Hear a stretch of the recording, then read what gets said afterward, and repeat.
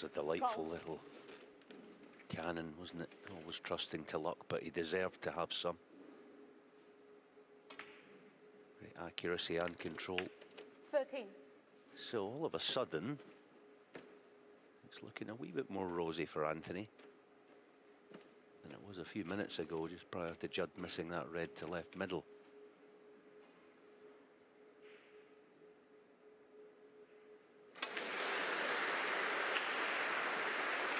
It's even better now. Pretty sure he can shift that red without too much trouble. It's that distance off the cushion that you would absolutely want as well, where both red and cue balls should release. Yeah, unfortunate. 31.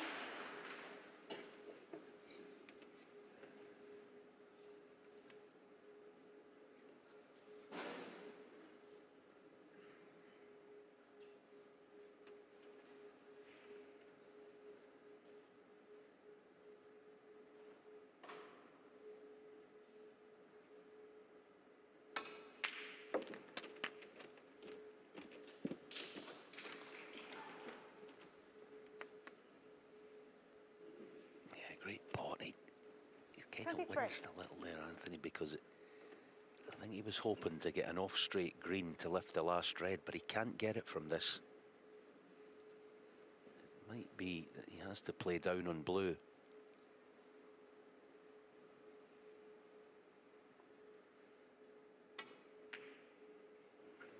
Yeah, but that's the worst thing, obviously, as he left the red. Anthony McGill, 23. It just finished awkwardly, cue ball and cushion. 35 the deficit.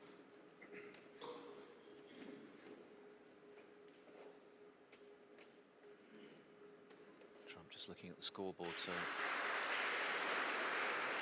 the red is all he needs. McGill would require a snooker.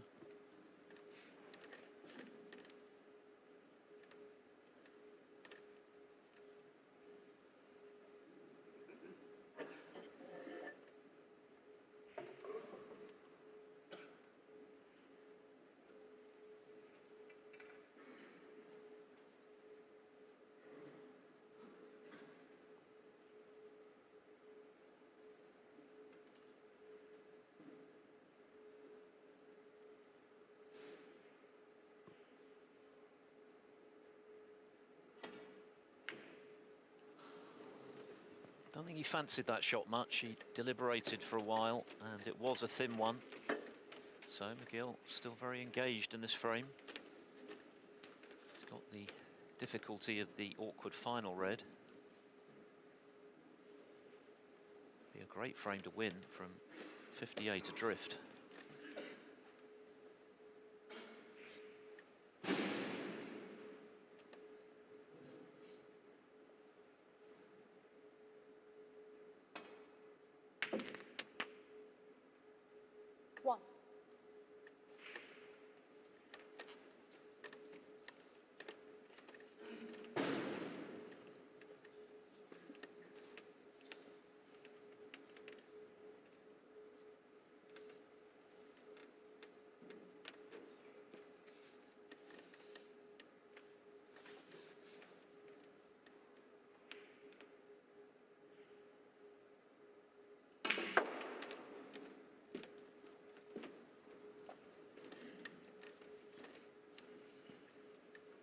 Yeah, pity. 4. Sort of short. I fancy Judd to have gotten contact on the red, but twice across with this red towards the brown and played it in a different way. Anthony McGill, 4.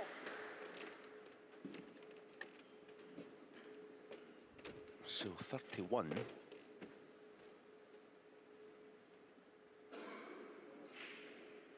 Can Judd kill this cue ball stone dead? Some effort, isn't it? It really is a great effort. There's the tap. Anthony basically just saying there, yeah, that's a really tough shot. Well tried, well played.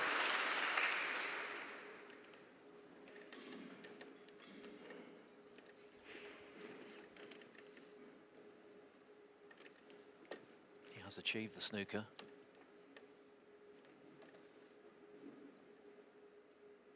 Swerve required from McGill.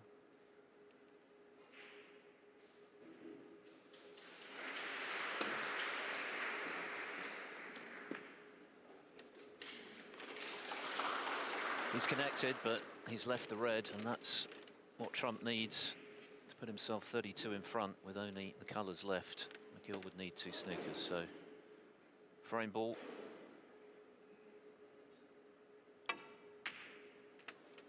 And I think Trump will be relieved because there was just a chance for McGill to possibly pinch this frame.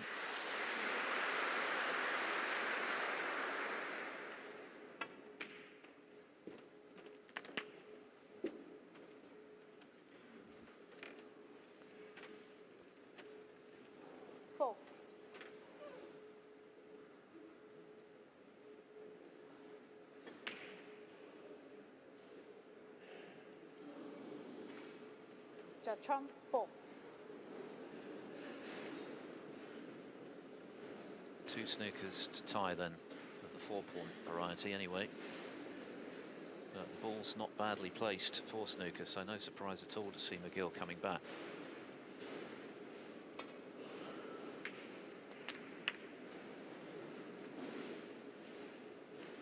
Two.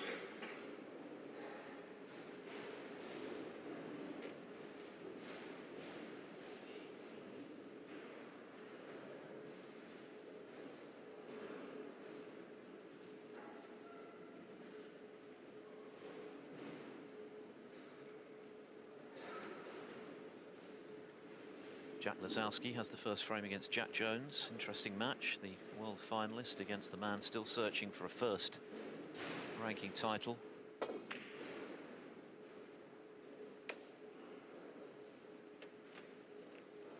Chris Wakelin leads David Lilley 1-0. Hossein Vafai has taken the first against Zhang Anda. Came through a real battle yesterday with Graham Dott.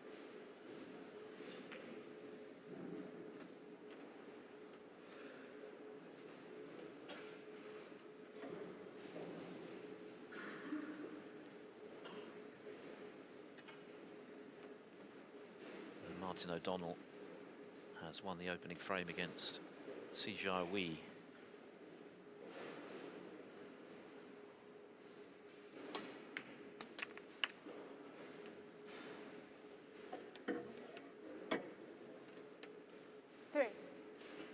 McGill still looking for 2 snookers to tie the frame.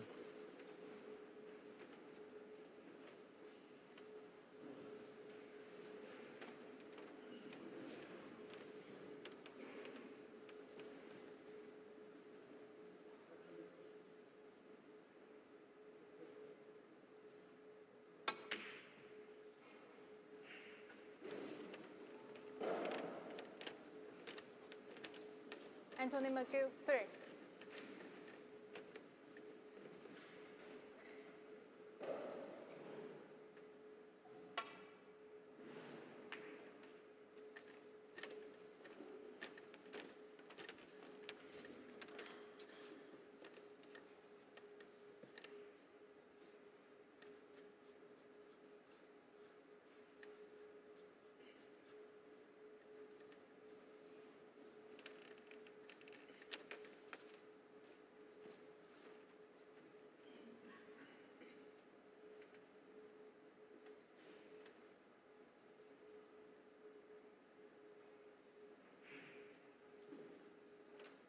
I'm surprised he's taken so long over this. I mean, I think he's going to pot the brown. I certainly would.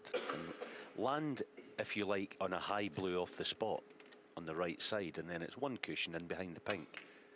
That's the shot I think he could have been trying, but he can't play it from there. Perhaps he couldn't quite get the cue ball low enough, but anyway.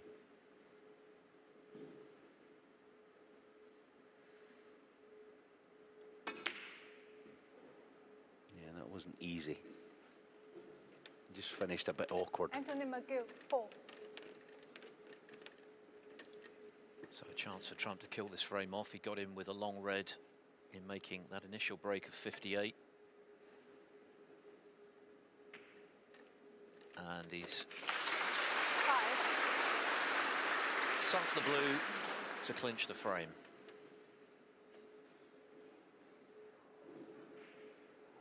And then a Judd Trump special. The crowd enjoyed that one. His potting ability is off the scale. That one was academic, but Trump will be relieved, I think, to get that first frame, with McGill threatening a comeback, but it is the defending champion who leads.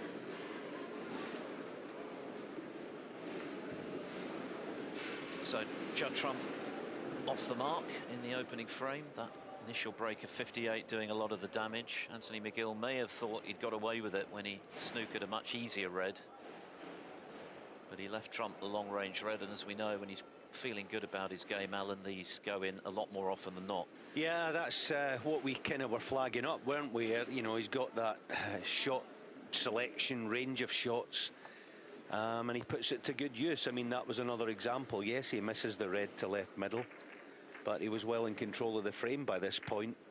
There you see it, just the bottom jaw there, and Anthony actually did very well to get himself back into the frame in any shape or form on the back of this opening red.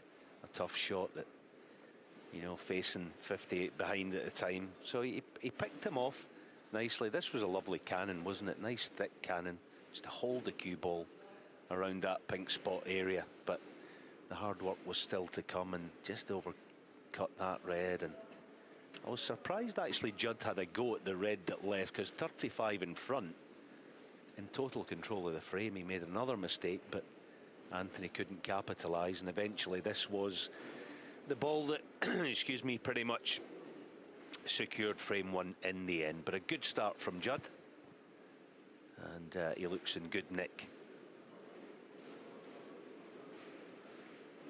And he just floated this blue in to absolutely kill off McGill's hopes of getting the snookers he needed. So Judd Trump 1-0 up. It's a similar story on table 2. Ding Junhui looking to avenge that 5-0 loss at this tournament last season to Yuan Sijun. And he's taken the opening frame with a break of 58. So Ding has now won his last 11 frames on the bounce. Pretty good going. Could it be his week?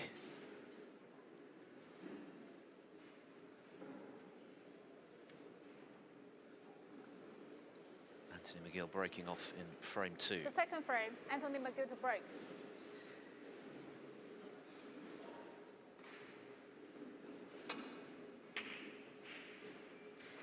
It's fair to say he's lost his way a little in the last couple of seasons, McGill.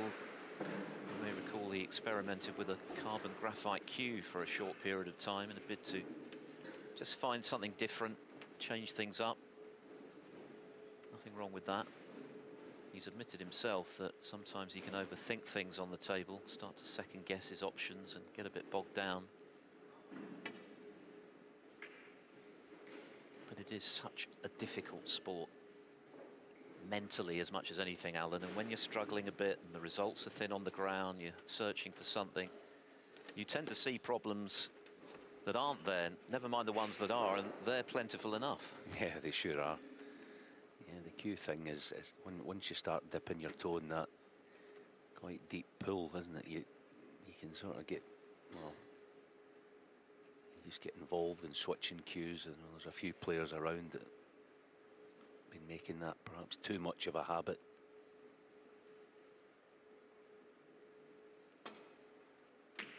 Oh, that's lovely. I like actually that Anthony, the cue he's using now, it looks anyway to me, just looking at it, excuse me, a cue that he got in 2015 from a cue maker in Thailand. It's a beautiful piece of wood, and he played brilliantly with it then, so, you know, old habits die hard and all that. See, I'm not quite certain if it is that cue, but yeah, this is good. Encouraging start to frame 2. 8.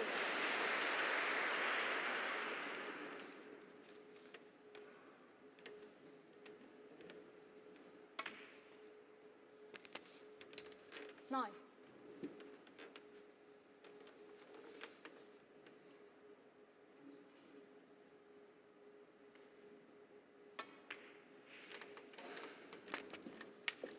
class has never been in doubt, and he is a big occasion player, as he's proved so many times. I mentioned that win over Selby when Selby was 16. defending the world title on his Crucible debut. And then in 2021, the victory over Ronnie O'Sullivan over 25 frames at the Crucible. One of the hardest 17. assignments there is, and the way in which he finished that match, having at one stage been 10-6 up, it looked as though he'd missed the boat when he trailed 12-11, but two big breaks, 136 and 85, to deny O'Sullivan. Fantastic performance.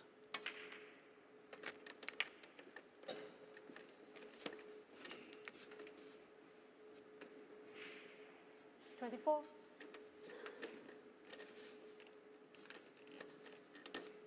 I actually just got a close-up of that cue. It's not the one that he got in 2015. Excuse me for being the geek that I am, but yeah, the wood's 25. not, it doesn't look right. So yeah, it looks quite an old cue actually, but it's got a nice touch with it.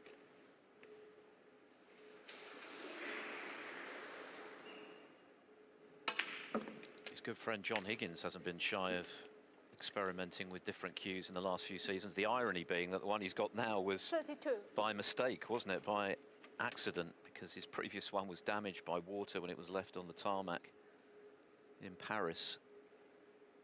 And appears to have been very much a blessing in disguise for John. Because the wood 33. he's now using, he says, has given him more options on the table. He's got more power, can move the cue ball around. We saw him reach the British Open final. Came from behind the other day to win here.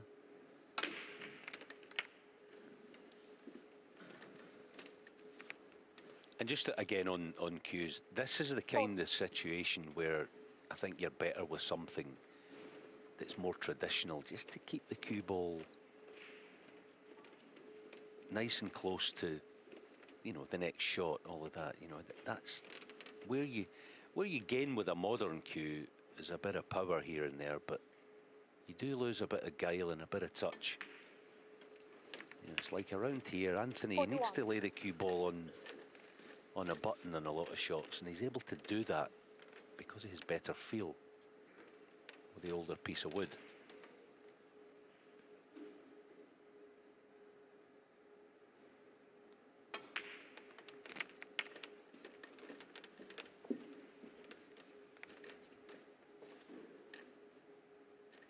$48. 6 reds, 6 blacks.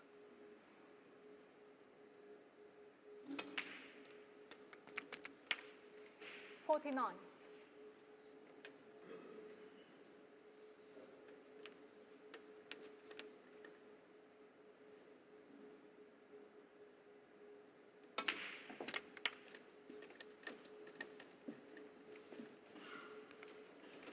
Yeah, but that kind of scuppers the 56. maximum attempt, I think. May in fact end up not being a terrible thing, because the priority obviously is get the frame one.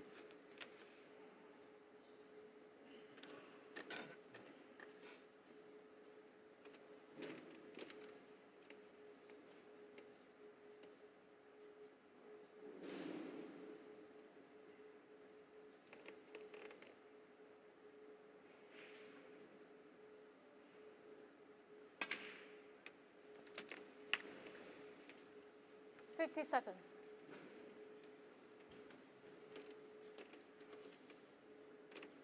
And if he goes on to win the frame, it's one of those where if you asked a professional snooker player, what way would you like to win a frame? It's kind of this. Put a really good long red with pressure on it. Promote a few reds into play further down the line and win the frame in one visit. Not there yet, but not far off.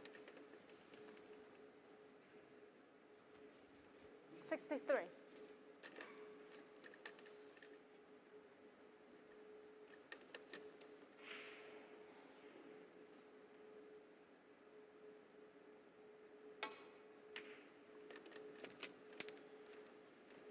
$64.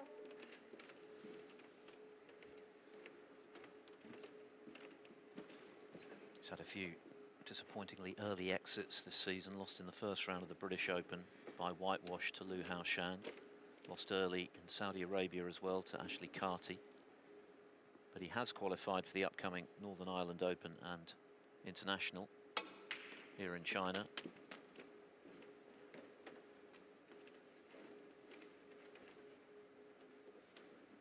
And a statement 66. win, which victory over Judd Trump would certainly be, could just be the catalyst he's been looking for to kick on. It only takes one really good tournament for confidence, form, and indeed ranking position to be transformed. There's a lot of points available this week. 67. A lot of the big names are already either out of the tournament or didn't arrive in the first place here in Wuhan. The likes of O'Sullivan, Mark Allen, Neil Robertson took an early bath in the hands of Jackson Page, who himself lost today by whitewash to Long Zhuang, who of course knocked out Mark Selby in 74. qualifying. So there's definitely an opportunity. The applause for the ball that should take McGill to a 1-all scoreline. This red to make sure. And what a good 75. response this has been. There were signs in that first frame, the way he got in his bid to get back into the frame. He was cueing well. I think he's up for this. Sure, that victory over Trump a couple of seasons ago at the Crucible will be in his mind. It will probably be in Trump's as well.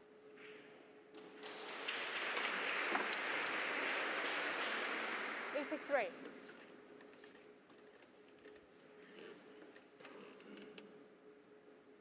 Only 9 centuries last season for McGill. Looking now for his 6th of this season.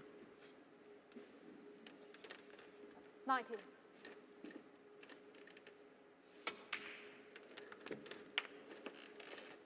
91.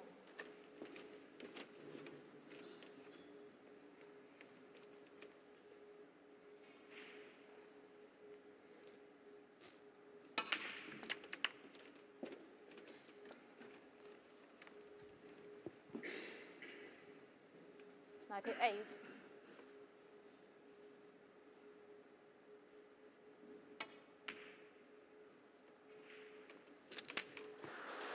99.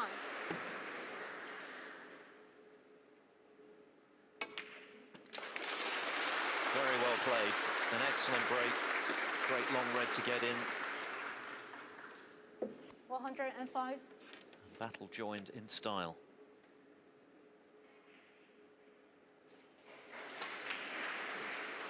That red doesn't matter. Anthony McGill, 105. An excellent response from Anthony McGill. A classy century there. Just his 6th of this season. 243rd of his career. And it's honours even here in Wuhan. 1 frame apiece.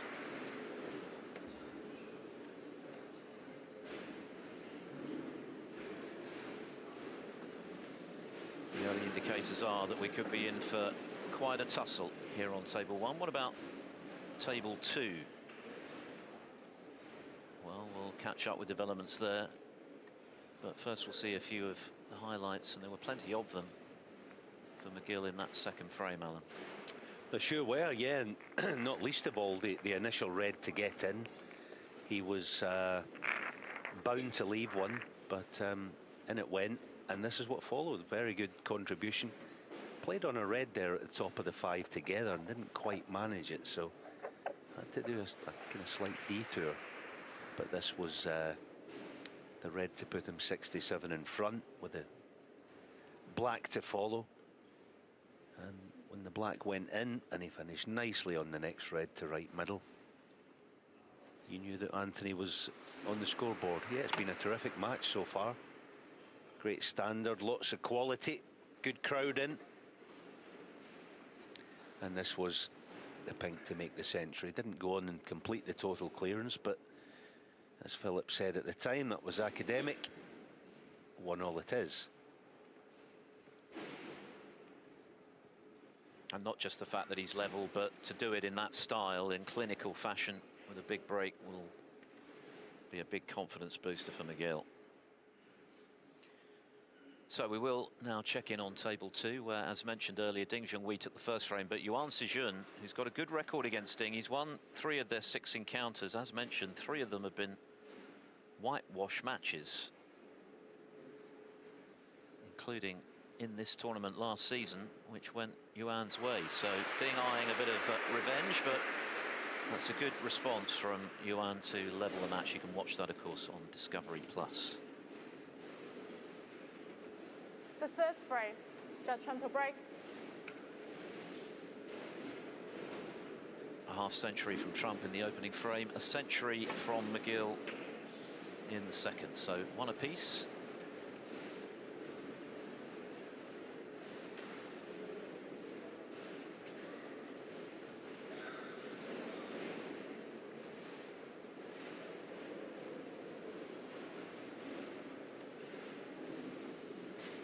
This will play the John Higgins or Zach Shurty. Higgins took the opening frame, but Shurty's just knocked in a century in that one to level up at 1-all.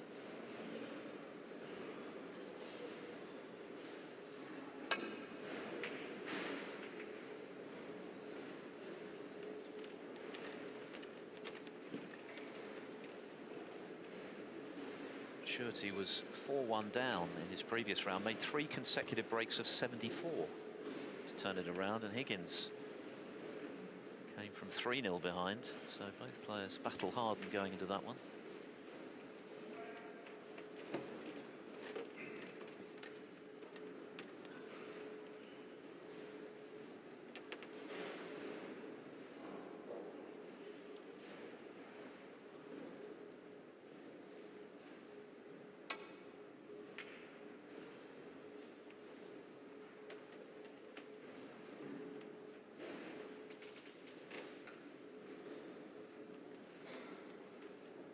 So I guess what you're saying, Phil, if there's ever an almanac in 30 years' time for the Wuhan Open, that's going to be in the dark pages. Very much so. I don't think we'll have to wait that long, Alan, to be honest.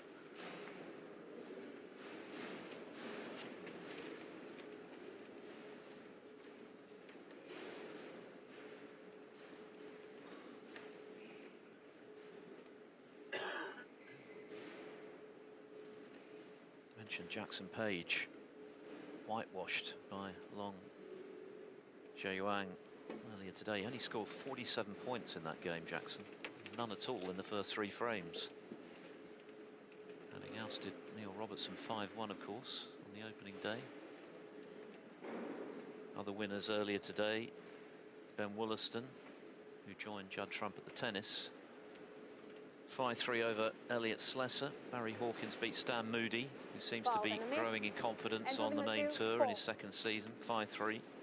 Dwayne Jones edged out Pang Junju in a decider. Ali Carter beat Marco Fu 5-3, and he'll now play Sean Murphy.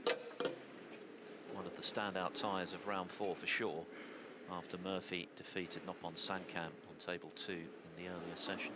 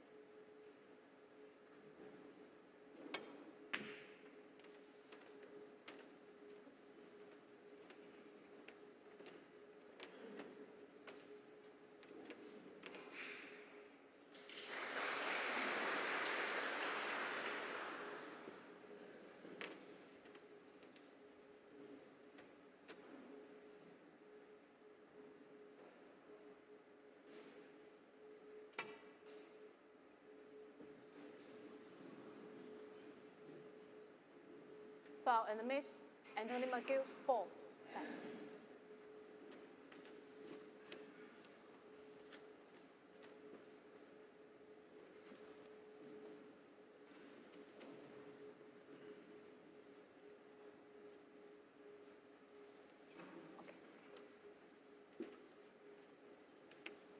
Just checking it for whether Judd can hit a red full ball. It doesn't look like it. So there's the system they use out in China to get the cue ball back exactly as was. Which is very obviously the most effective technology for this particular part of the game. Apparently it's quite expensive, which is why it's not universally used. Good start from Jack Lazowski, by the way, against Jack Jones. Breaks of 87 and 136 to lead the world finalist 2-0. Difficult to see whether he can hit full ball there, isn't it? So, yeah, so now we've got well, the referee's got a decision to make. It's very, very tight. And a miss. I mean, there was a decision in the British Open not naming a referee where they made a poor decision. So this is going to be, you know, touch and go. Whether, as I say, if he can hit a red full ball. Of course, the penalty for failing to do so in those circumstances is forfeiting the frame. The question is, as the cue ball needs to be just adjusted slightly, can Trump see one full ball? If he can, he can't afford to go for the thin edge again, and that is bang on. Just a second.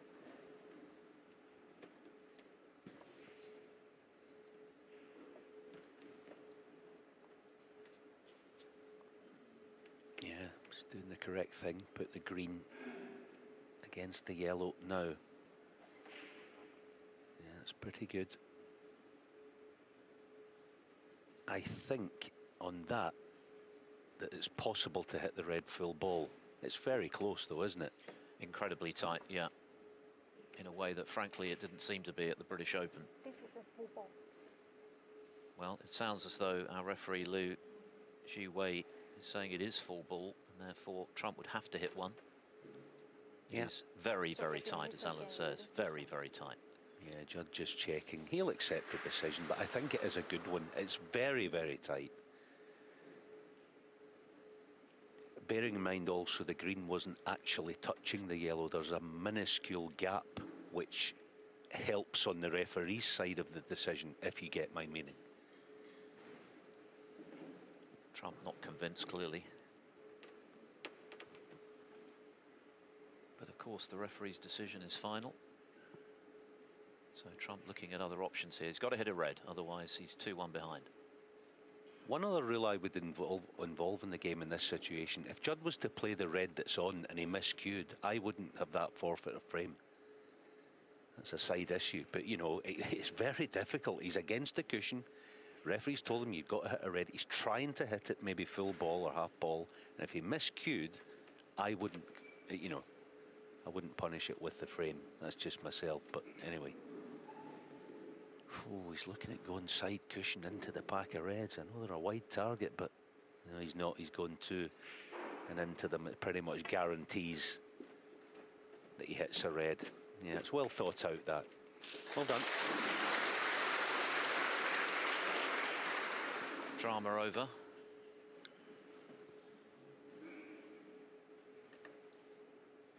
Again, it was a very good decision, I think, by the referee. The other way to look at that is to come down and actually, from this end, can the red hit the cue ball? I mean, it's the same thing, but in some way it was a bit easier to judge it that way, but I say, good decision. Other scores: Mark Joyce leads Robbie Williams 2-0, as does Chris Wakelin against David Lilley.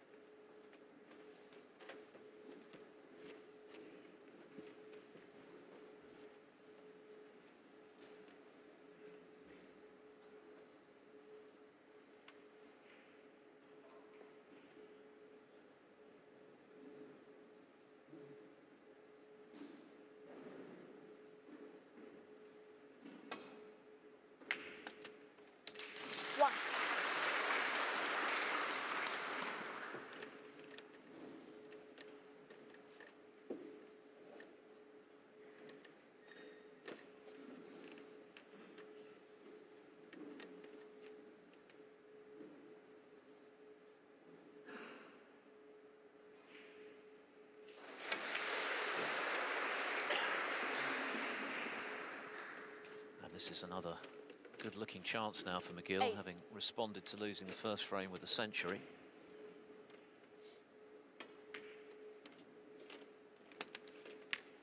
Nine. His best performance last season, one quarter-final in a ranking event. That was at the Welsh Open. Lost in qualifying for the World Championship to He Guozhang. 16. So it's been a tough time for him. That's why he's outside the world's top 32. 17. But a victory today against Judd, the runaway world #1, fresh from that very lucrative triumph in Saudi, would be a great tonic for him.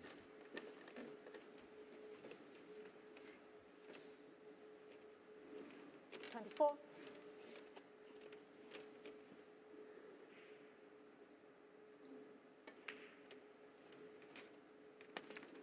25.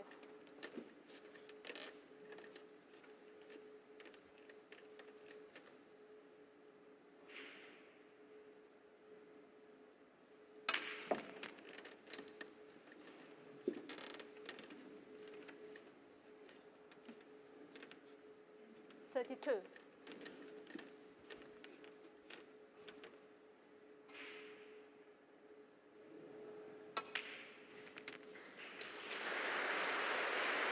33. First semblance of a loose one. Just wrong side of the blue. So gonna have a mid-range red.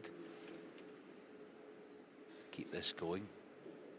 Closer than mid-range, but you get the point. You know, he should be really half of the distance towards the red than he is at the moment, but 38. should get this. This type of shot with how straight he cues. Just watch the cue there. How straight it comes through. Lovely, isn't it? 39.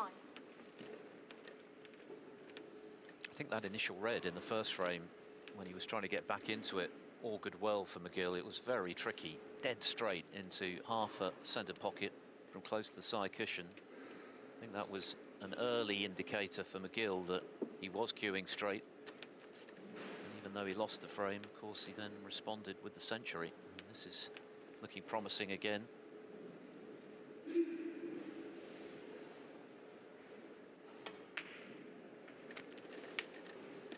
That cannon hasn't quite gone to plan, though. Similar lead that Trump had in that first 46. frame for McGill now, 58. Not enough, obviously.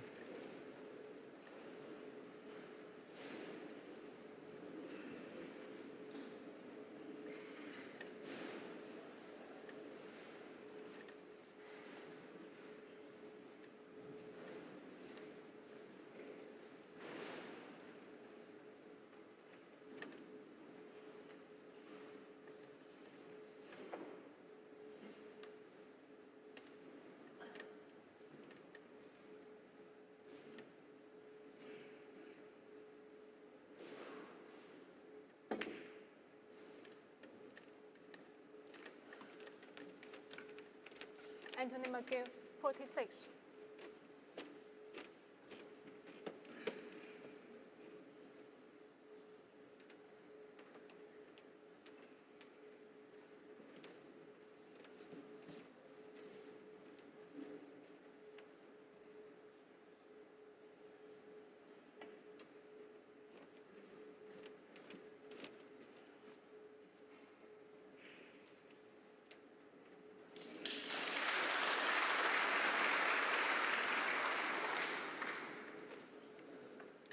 Chris Wakelin is 2-0 up now on David Lilley. Break of 94 in the first frame from the shootout champion of a couple of seasons back.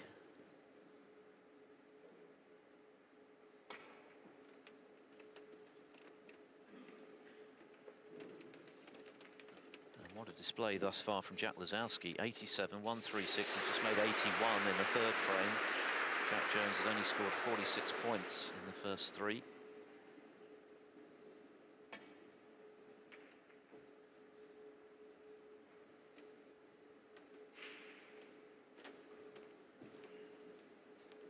Yeah, just going back to that ruling by the referee where she was absolutely correct in warning Judd, that the reason I wouldn't give the frame on the third miss, the reason Judd didn't play the red that he could see full ball is because he was frightened of miscuing.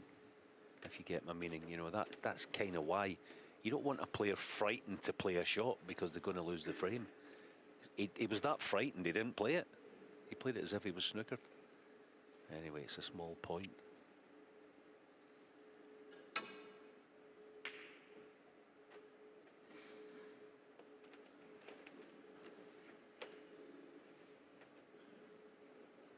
Ding Junhui is back in front on table 2, having had that 11-frame winning streak broken by Yuan Sijun with a half century. Break of 95 from Ding to lead 2-1 on Discovery Plus.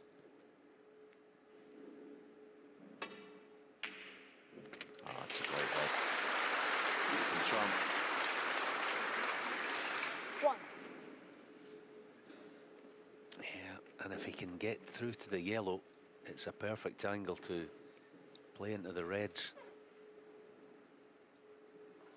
No, obviously he can't.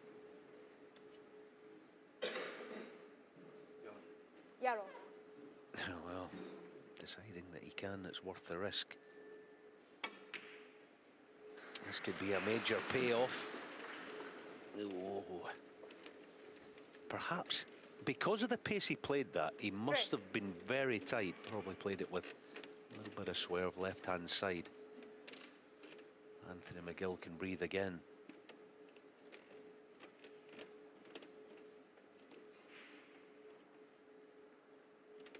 Just Trump, free.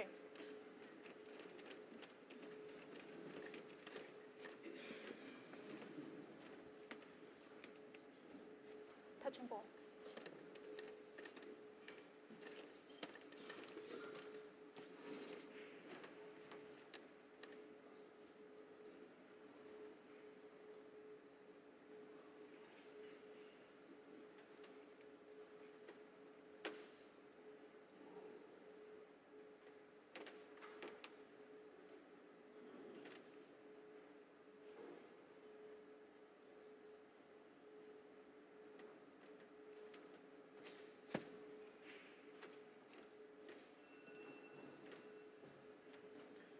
This is where, excuse me, the game's getting more advanced as far as the tactical side of things than it's ever been.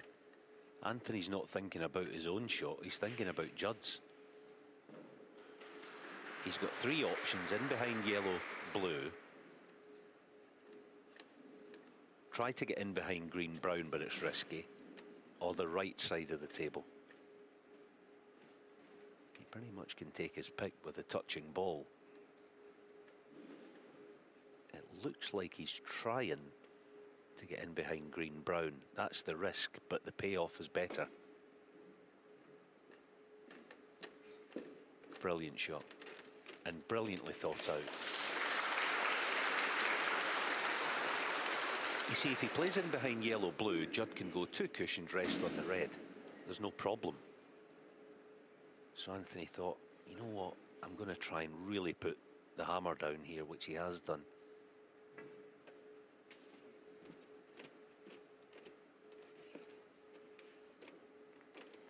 Judd as ever these days. He's good on the defence.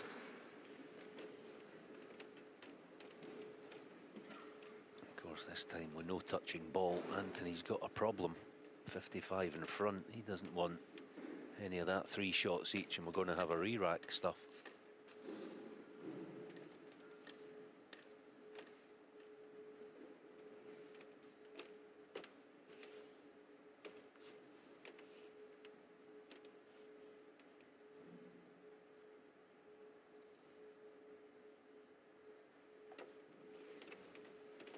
Yes, clearly the onus in this situation is on McGill with that very hefty lead to move this frame on. Trump more than happy for it to descend into stalemate, given he's 55 adrift.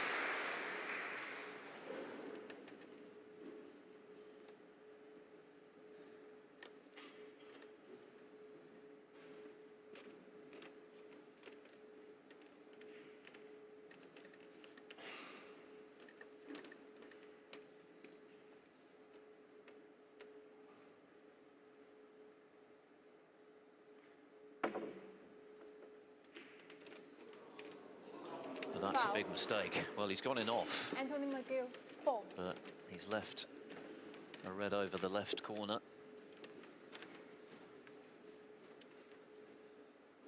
Catching the blue as he did might well cost him this frame.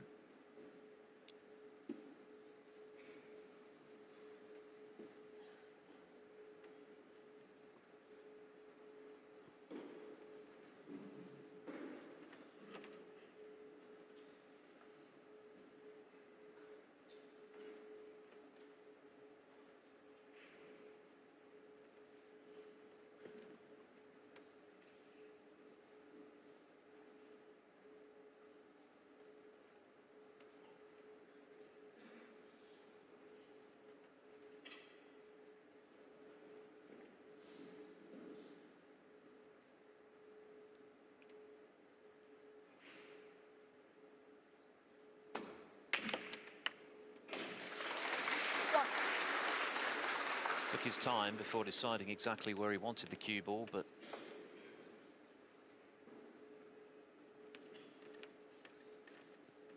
it was worth the wait. A chance for McGill to move in front now. 60 in front.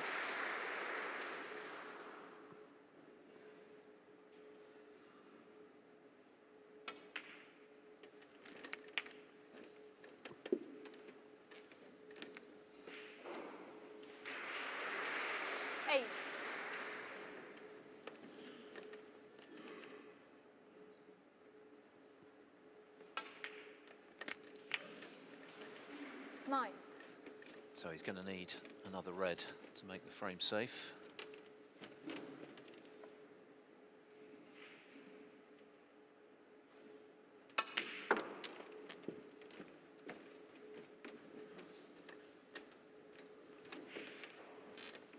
And he's dominated the last 2 frames.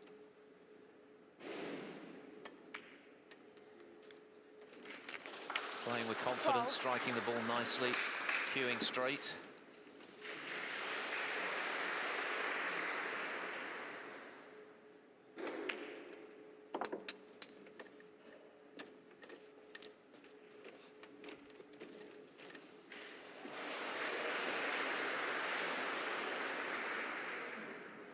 $18. 19.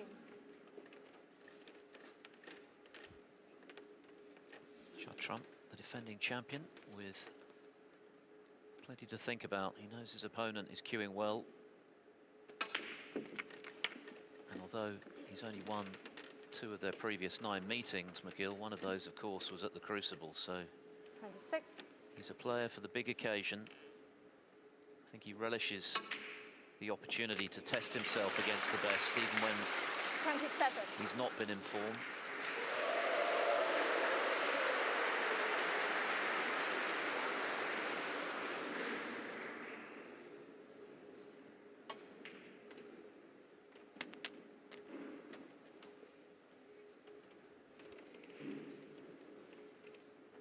$29.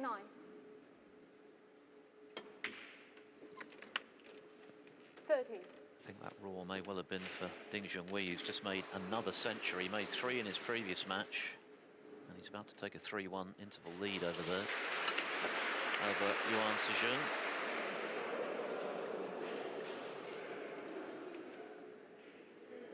$37.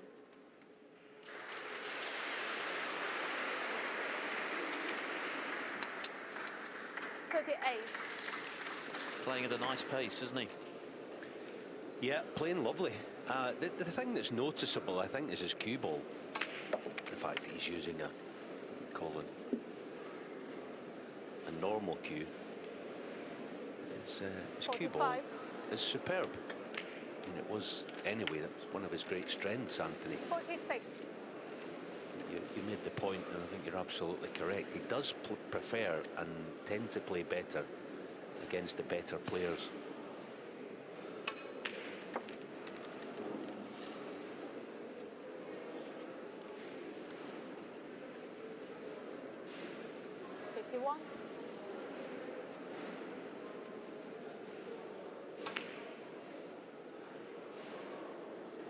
Anthony McGill, 51 under frame. Another half century from McGill, 2 in that frame, and Judd Trump has been largely frozen out since he took the opener.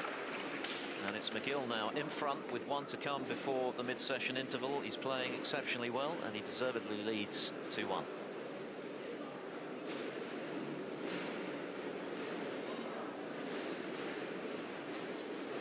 So we will confirm what's just occurred on table 2. Ding Junhui against Yuan Sijun, who, remember, whitewashed Ding in this tournament in round 2 last season. The overall head-to-head is 3 apiece. But Ding has been in terrific touch from the moment he got in early in frame 3 against Robbie McGuigan in his first match, having started poorly, frankly. He was 2-0 behind in that match to the man from Antrim in Northern Ireland, who had a chance early in the third, missed a red into the left corner, and ever since then Ding has played quite brilliantly. And there is another century for him. 3 in the previous round. He made 1 against McGuigan. 11 frames on the bounce. It has been an awfully long time since he tasted ranking success. You've got to go back to his 3rd UK in 2019. The way he's playing, Alan, at the moment would suggest that he could be in the mood to break that drought.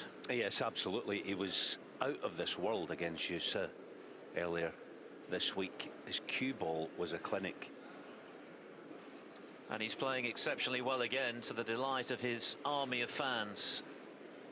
Yuan Sijun with plenty to do when they come back after their interval. Ding leading at the break by 3 frames to 1. Winner of that will play either Chris Wakelin or David Lilley. Just a reminder that at the end of today we will have 16 players left standing ahead of the 4th round tomorrow. And then of course it's the quarter-finals Thursday, the semis Friday, and the title match over the best of 19 frames on Saturday. That first prize, £140,000, and the same number of points to the winner. And it feels like a wide open event.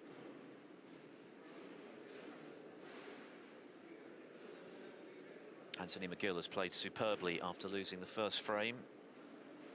Judd Trump with an initial break of 58, got over the line later in the frame, but has largely sat out the next 2. McGill with a century and a pair of 50-plus contributions just now to lead 2-1 with 1 to come before the interval. We'll have a look at the other latest scores while we wait for the players to return to the arena. Round 3, of course, the round of 32. 8 more spots to fill in this session in the round of 16 draw after the earlier session. Confirmation of Ding leading 3-1 after a century just now against Yuan Sijun on table 2. When they come back, you can watch that on Discovery Plus. 3-0 now to Chris Wakelin over David Lilley. And Hossein Vafai, who's not been in the best of form of late, 2-0 up at the moment in his match. Mark Joyce, 3-0 up on Robbie Williams. Jack Lazowski out of the blocks very quickly today with some big breaks against Jack Jones. John Higgins now leading Zach Shurty 2-1. The winner of that plays the winner of our match on table 1. 1 each between Si Jiahui and Martin O'Donnell.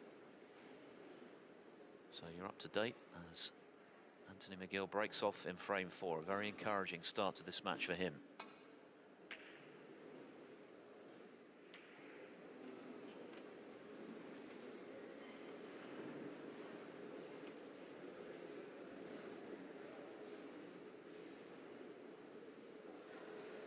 It remains to be seen, obviously, whether he'll be punished for that, but that was a poor break off to catch the full face of the blue.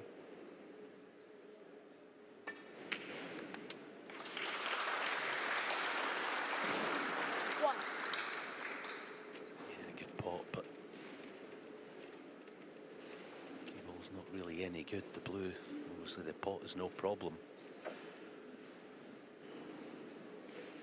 Not easy even for Judd to get the cue ball down this end. He's trying to pinch it, perhaps pinch the pocket. Oh, and if Anthony can get through the gap, he's on a good thing here, unexpectedly.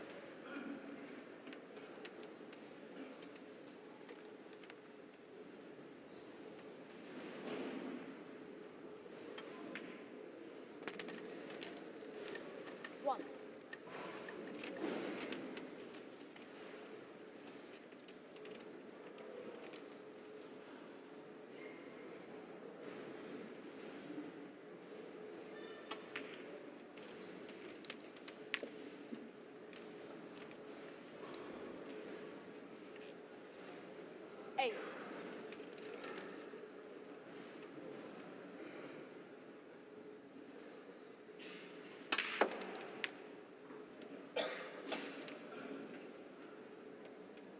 Nine.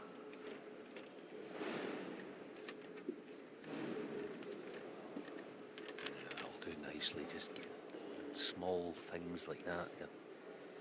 Just going Anthony's way at the moment, you know. Judd misses a blue and it leaves almost the impossible gap for Anthony with the initial red, and there again screwing out the back, just avoiding the yellow. And nice angle, red appears up table somewhere. Small things go a long way at this level.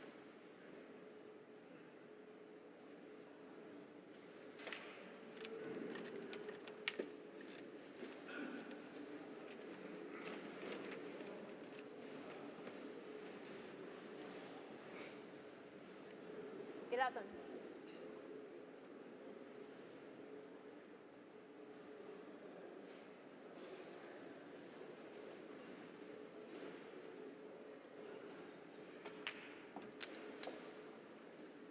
Twelve.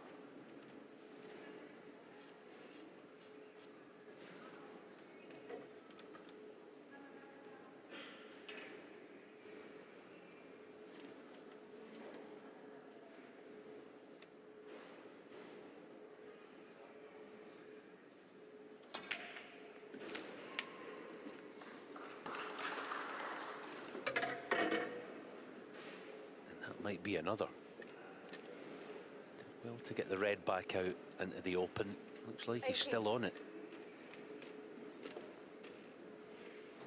Touching ball.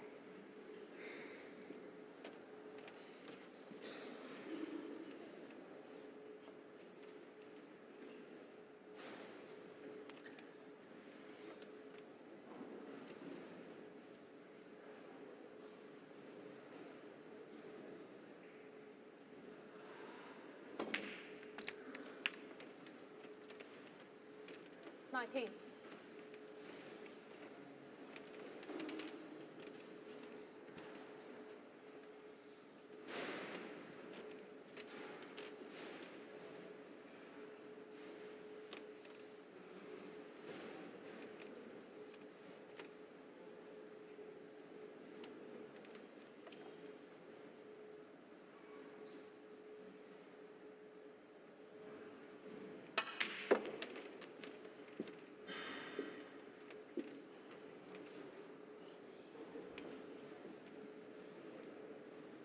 Twenty-one.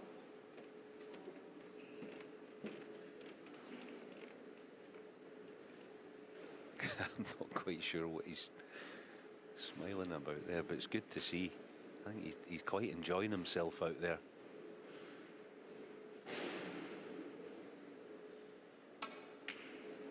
He was maybe laughing. Brilliant recovery, Pop. 22. Shame about the cue ball, but he was probably laughing at the reaction he got with that cue. It overscrewed by some distance, and he perhaps wasn't expecting. It's good to see him finding the funny side of it. When he first came on the scene and was giant killing the likes of Selby and others, he was known as the smiling assassin, wasn't he? He hasn't been quite as clinical of late, but he's certainly playing well today. Anthony McGill, 22.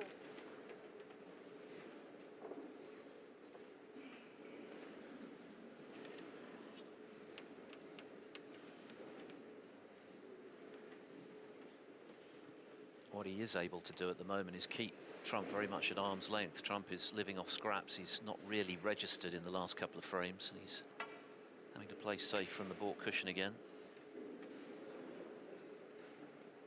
We know when Trump gets on a roll, he can be devastating and pretty much unstoppable, but McGill's done a good job in this match so far of keeping him pretty cold, but that's a good return from Trump.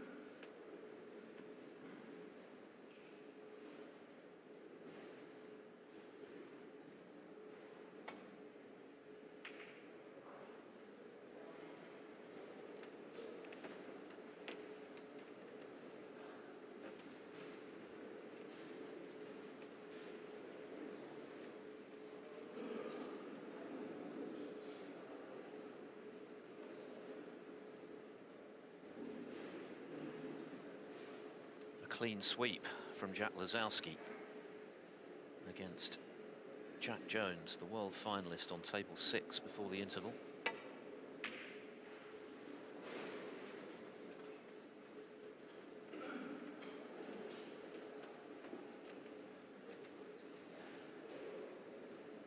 .87, 136, 81 and 50 from Lazowski to lead 4-0.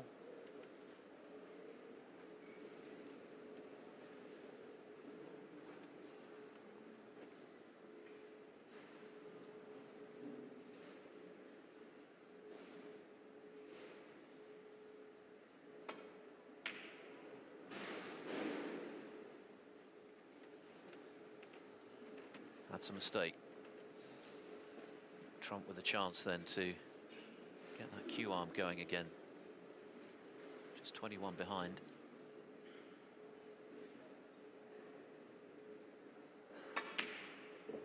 He's overcut it though, and that's a result, isn't it, of just not having many shots and many pots to go at in recent times. He's out of sync at the moment.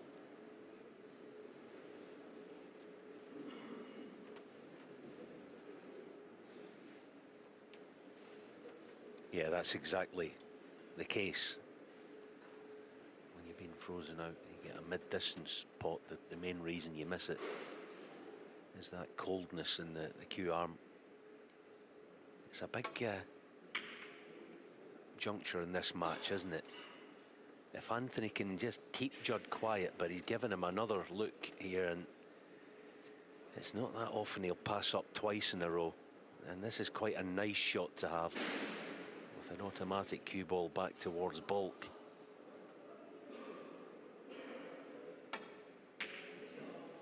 But again, it goes astray. Anthony just got to hold firm for the time being, because he's all over Judd at the moment.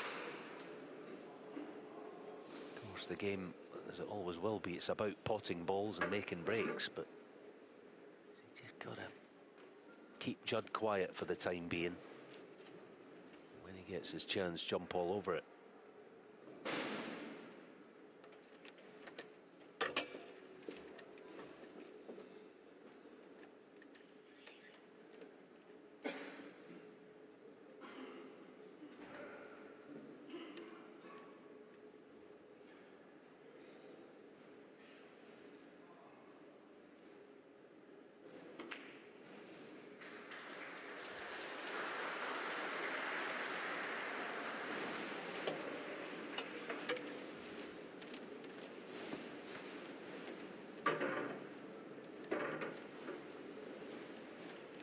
John Higgins is about to go 3-1 up on Zach Shirty.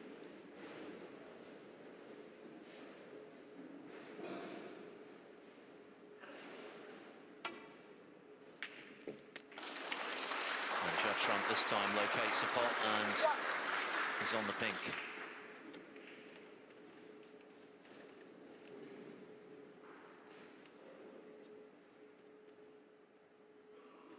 Yeah, that's it, kind of meaning where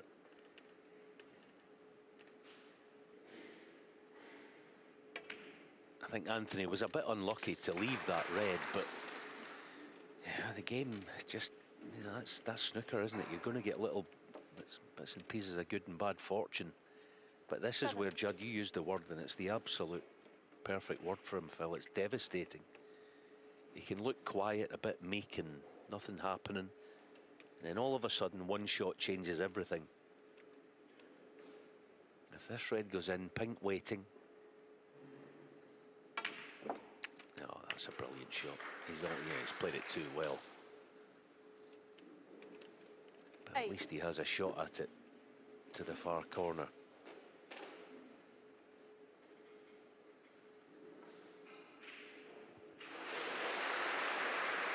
This is the biggest shot of this session so far. There's plenty of pressure on it.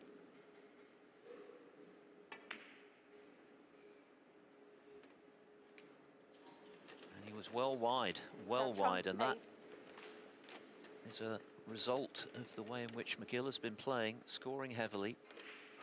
Trump knew he was leaving the world if he missed, and he missed by quite a margin for him.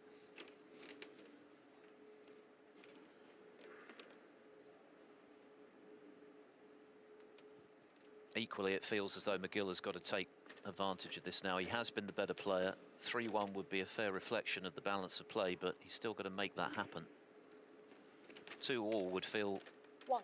very deflating, I think, given the way things have gone so far. So, big visit for McGill. Black obviously out of commission at the moment.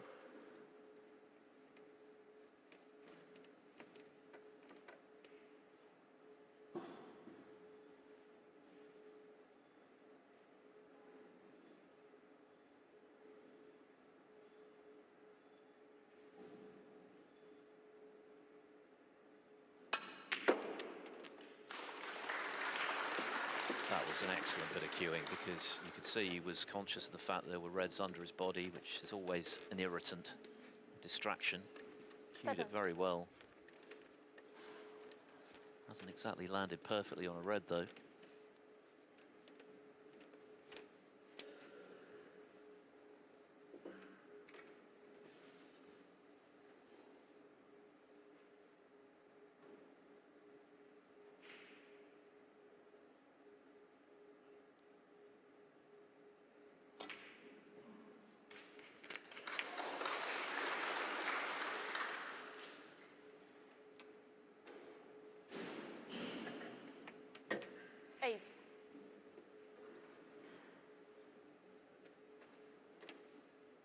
Good pot now. Does he have the confidence to play the green? It doesn't look like it. In practice he would be, but for the moment he's just going to try and keep things tight, push down the yellow in behind the blue. Well done. It's a good shot. Anthony McGill, 8.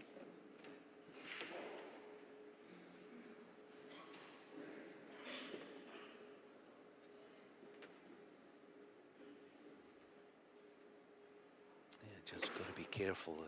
The red nearest the end cushion. If he plays on that, there's danger lurking everywhere.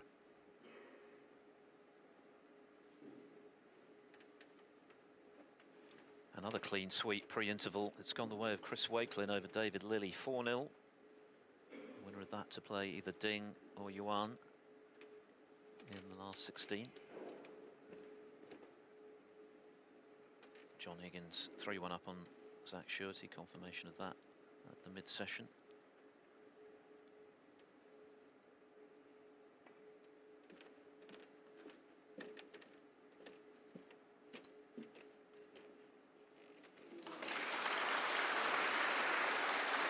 That's a brilliant escape. Saying danger lurking, it was that red by the black. That's why he had to get absolutely tight onto this red.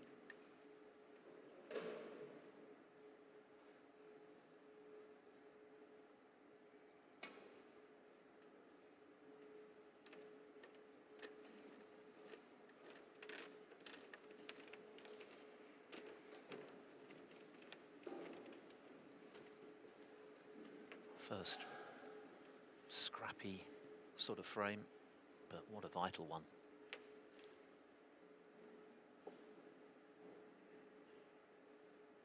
We didn't want that cannon on the pink. But does anything go for McGill? Trump may have got away with one there.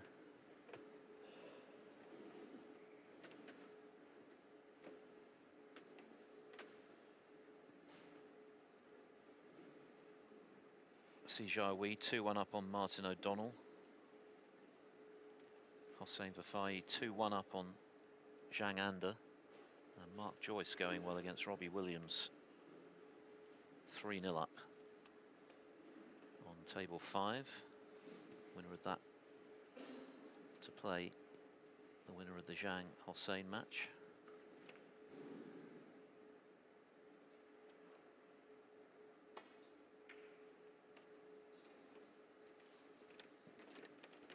Pretty ugly looking table at the moment. Pink glued to the side cushion, red's awkward.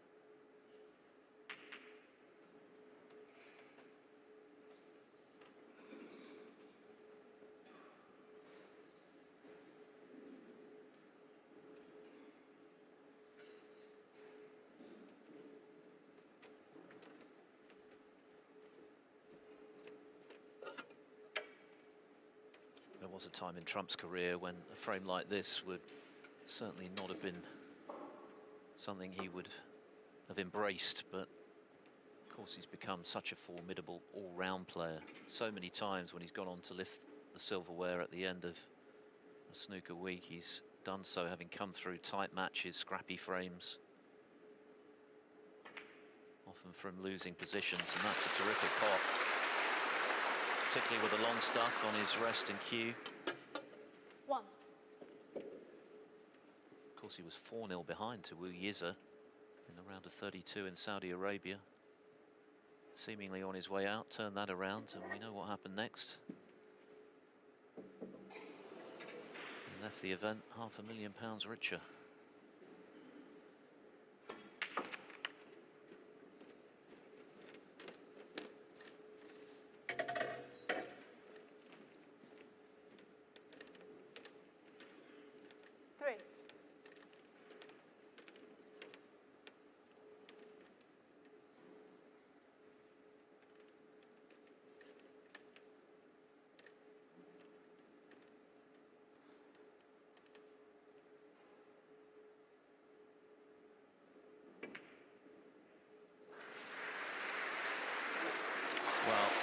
I'm not sure that would have dropped on some of the tables we see during the season, because it seemed to catch the top cushion pretty early in the piece, but drop it did. We might see that one again. Not sure whether we will. But Alan made the point earlier that 11. the pockets in Asia tend to be on the more generous side, and we're talking fractions, obviously.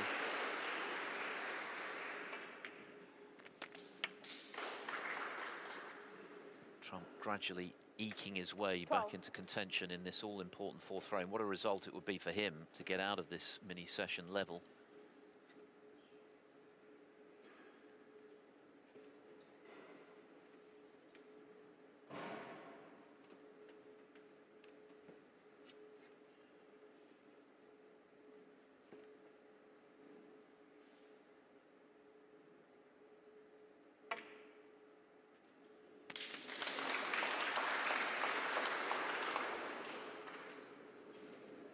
I was a little surprised actually that he played the cannon on the pink. 15. Didn't have to. It's not like he needs it to win the frame. So lost the cue ball. But yeah, that read along the cushion. The reason he played it, the way that he played it, was because he knew that he didn't have to be 100% accurate.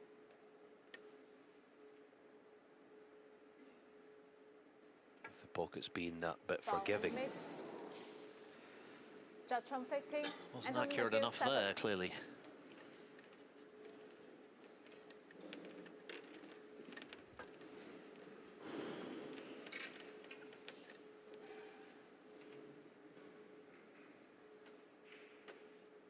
A frame that will be instantly forgettable in terms of the absence of any fluency, but in terms of the match, it could be the most important of the entire contest. If McGill wins it, then clearly he's in a very strong position. Trump will have plenty to do after the interval. If Trump wins it, he'll be favourite again, and he'll feel as though he's maybe escaped with a scoreline that isn't reflective of the snooker we've seen. But there's still a lot of snooker to be played in this fourth frame. That's an excellent shot from Trump.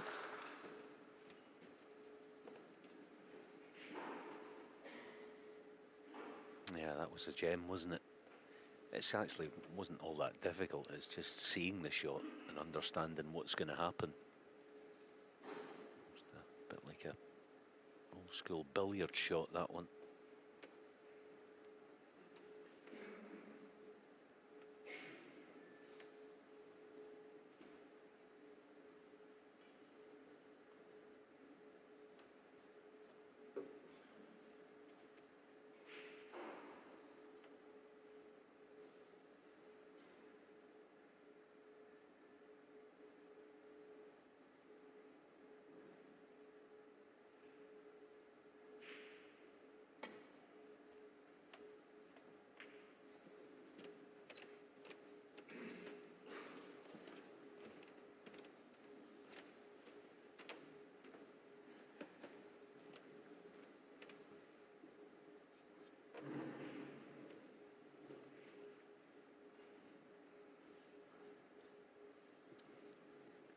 well back underway on table 2, with Yuan Sijun looking good at the moment to close to 3-2 behind to Ding, although there's still some way to go. It's a good pot again from Trump.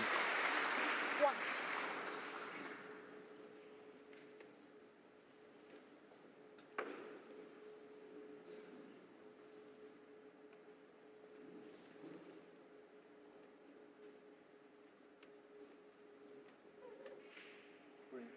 Green. Green nominated. In behind the brown. Judge on 1.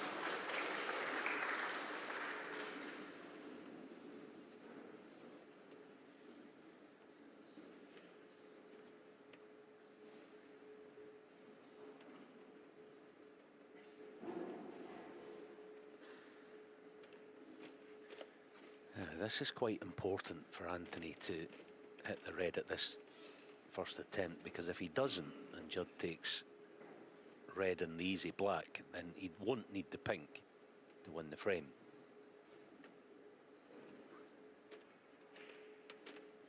So quite a lot riding on this shot, and it's a very difficult hit. That's the other thing to say. You know, do you play it with a slow pace and risk leaving it? Do you play it with pace and risk leaving a free ball? A lot to consider.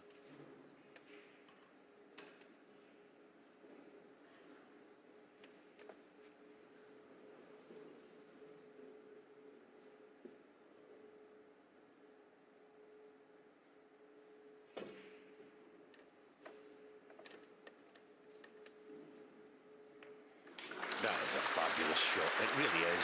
With the scoreboard as it is, and Anthony would have been aware of it all. A brilliant hit. Yeah, there's the tap. It tells you, doesn't it, how good a shot it was.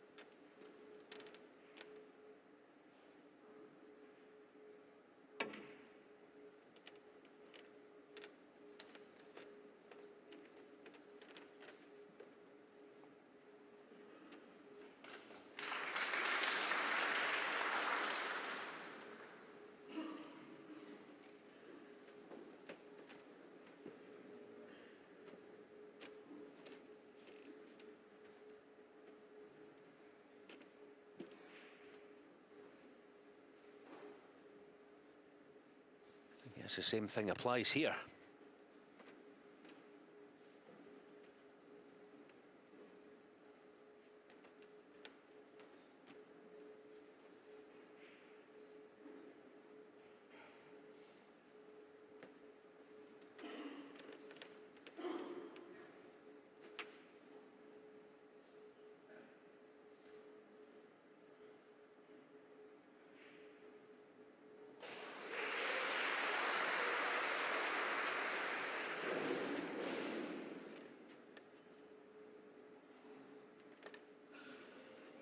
Quite superb.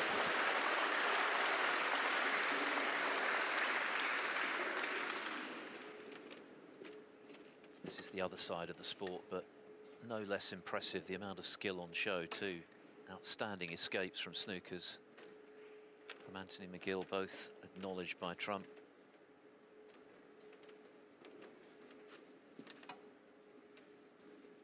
Yuan Sijun has just pulled a frame back. In fact, he's on a big break in frame 5. He's going to be 3-2 adrift of Ding. Yuan, who was engaged in an epic with Mark Selby at the recent British Open, which he lost on the final black.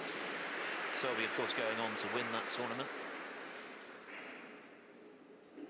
Proving to be quite a contest there on table 2. You can watch it on Discovery Plus.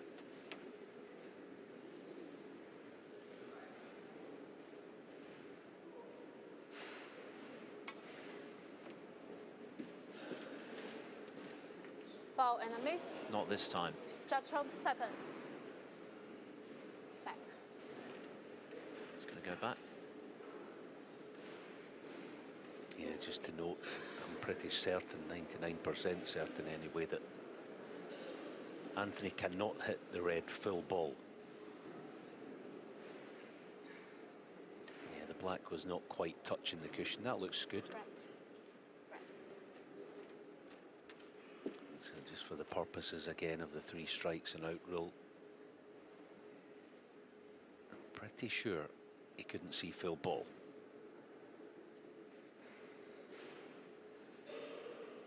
When we get a look at it, actually, the other way to look at it, can the red hit the cue ball full ball? Because that's the picture we're going to see of it.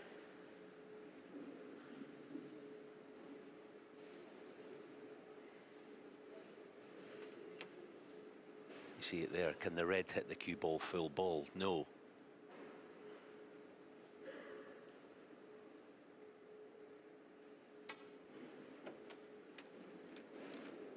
And it's a foul 7 Foul again. and a miss. Judd Trump 7.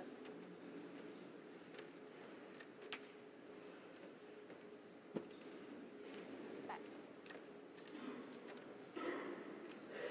So Trump now into the lead in this all-important fourth frame. It's been scrappy, it's been long, but both players acutely aware of its significance. It is a very nifty bit of tech, isn't it? And it definitely speeds things up significantly in terms of ball replacement. That's very evident.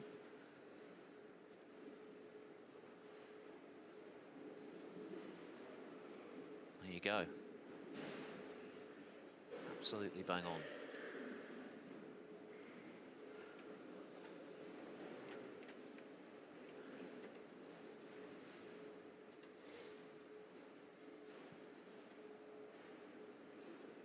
Yes, and no warning from Queenie Lou. She's absolutely all over it. Excellent referee, actually. But the same problem remains the same for Anthony. It's such a horrible... I mean, obviously, it's easy enough to hit the red, but he feels like, or he's pretty much guaranteed, he's going to get a double kiss, so then he's in no control whatsoever of where the red finishes. If he plays it direct, it's so dangerous.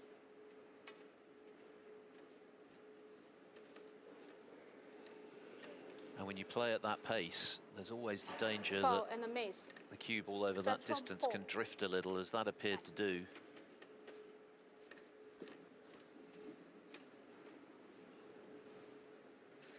Yeah, absolutely. You can't, you know, put table fitters to to task over that. That's just part of the game. But actually, I think the shot he's playing is probably the correct shot.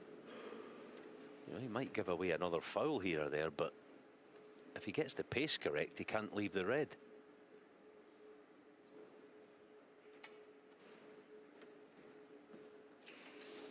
Yeah, that's very well played. Well done.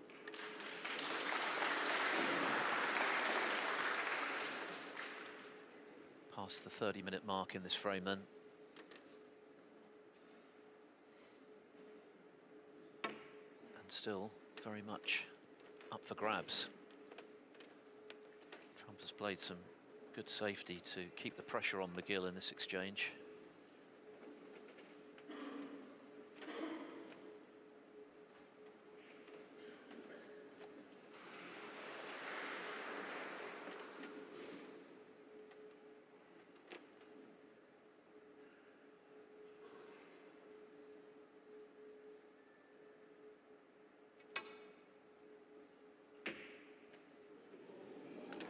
Oh goodness, that is calamity.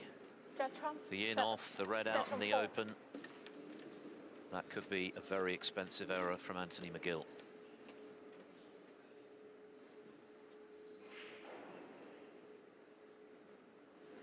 Trump, of course, with those penalty points. 18 of them just now. And another 4 there. Now 10 points clear. What a chance this is to get out of this little mini session. 1. Honours even.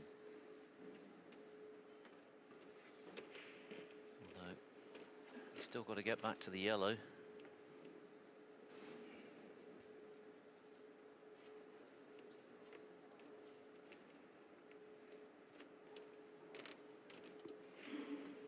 Which is not easy.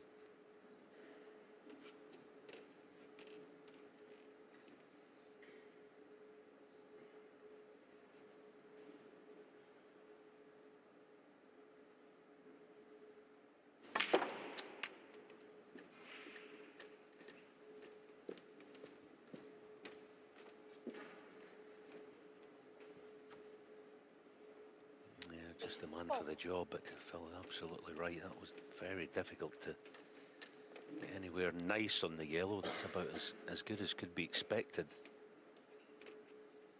The pace that he hit that was incredible, but he's not out the woods yet. Needs one good positional shot.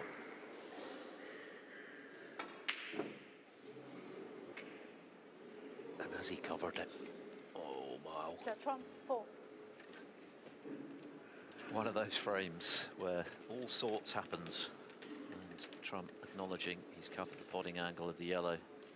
That was a big chance, though, to win the frame that's gone begging. On the one hand, McGill obviously disappointed not to be able to see the yellow to pot it, but on the other, I'm sure delighted that he's back at the table rather than heading for his dressing room. Still a chance for him to win this frame, which seemed to have gone.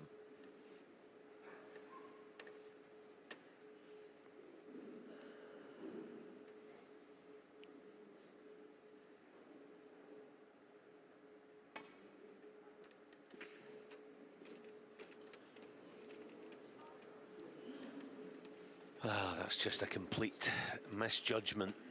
I think he was trying to get 2 cushions and just push the red back down table. The yellow, sorry. But this is a tough pot, but the good news is the angle's perfect to get on the green. Yeah, and then it goes. 2.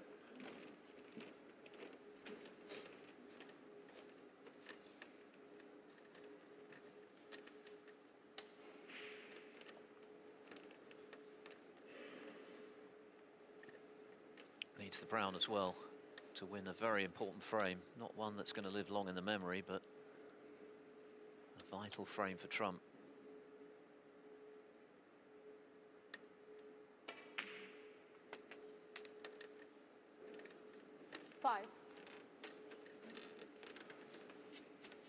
Not perfectly on this brown. It's a thinnish cut, but it's all he needs to leave McGill requiring 1 snooker.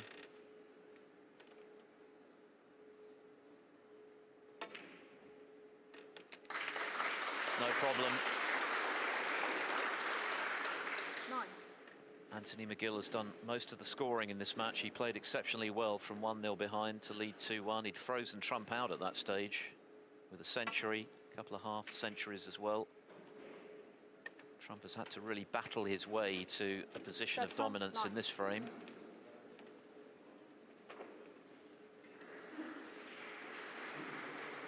One snooker to tie them.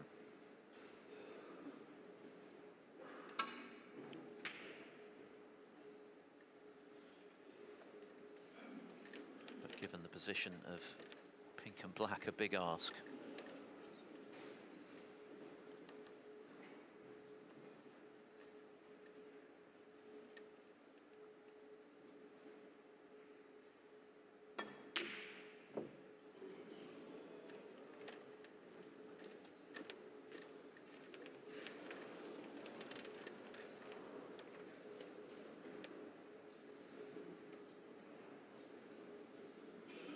Well, he may as well pot the blue, obviously. It's with the pink where it is, it's absolutely no use to him. So. 5. I mean, it's a big ask, isn't it? Goes without saying, but he's got to make sure, or as best he can, just try and keep the pink safe for a couple of shots.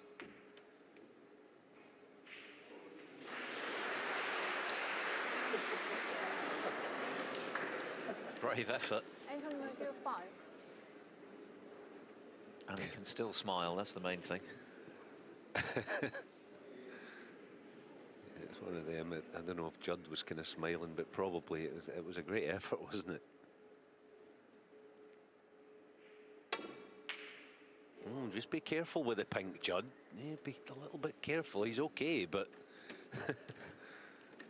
yeah, Anthony might be smiling again at that one. I don't think that was the plan from Judd Trump, but it's ended up being a very effective shot. Might struggle to keep the black out of the pocket here. Yeah, I'm sure Judd was aware not to hit it too hard, but it was a wee bit close for comfort, wasn't it? You don't invite trouble. because it'll find you without an invitation, no problem.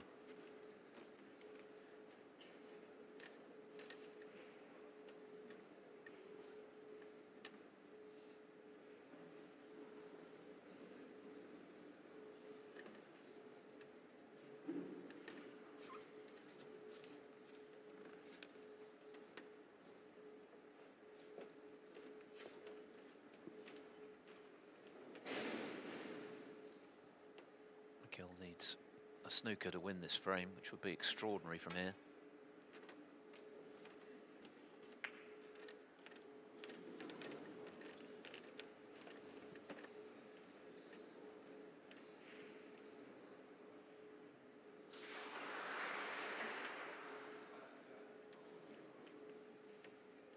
And Trump rolls the pink in. What a frame, what a battle that was, and what a great frame for the defending champion, Judd Trump, to win.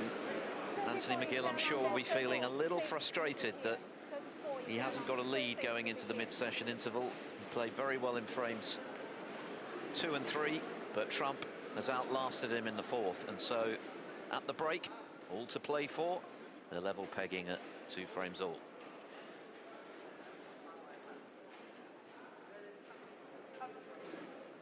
So what a battle, and no great surprise, I think. Anthony McGill, a player for the big occasion. He would have fancied pitting his wits against Judd Trump today. He's more than held his own. He might have been 3-1 up. He had chances earlier in that frame. It wasn't to be in the end, and when they come back, we'll start again. Best of 5 now on table 1. Table 2, play is rather more advanced, and Yuan Sijun once again competing very well against Ding Junhui. This is their 7th meeting. They've both won 3. And of course, the last time they played was here in Wuhan. Beg your pardon, they played at the German Masters earlier this year as well, which Yuan also won 5-2. But here in Wuhan last season, he won 5-0. So Ding would have come in feeling like he owed his opponent one, and he is in front, but it's very competitive. Ding has been on quite a run of form this week, having fallen 2-0 behind in his first match to Robbie McGuigan. He then won 11 frames in a row. Made 3 centuries in his previous match.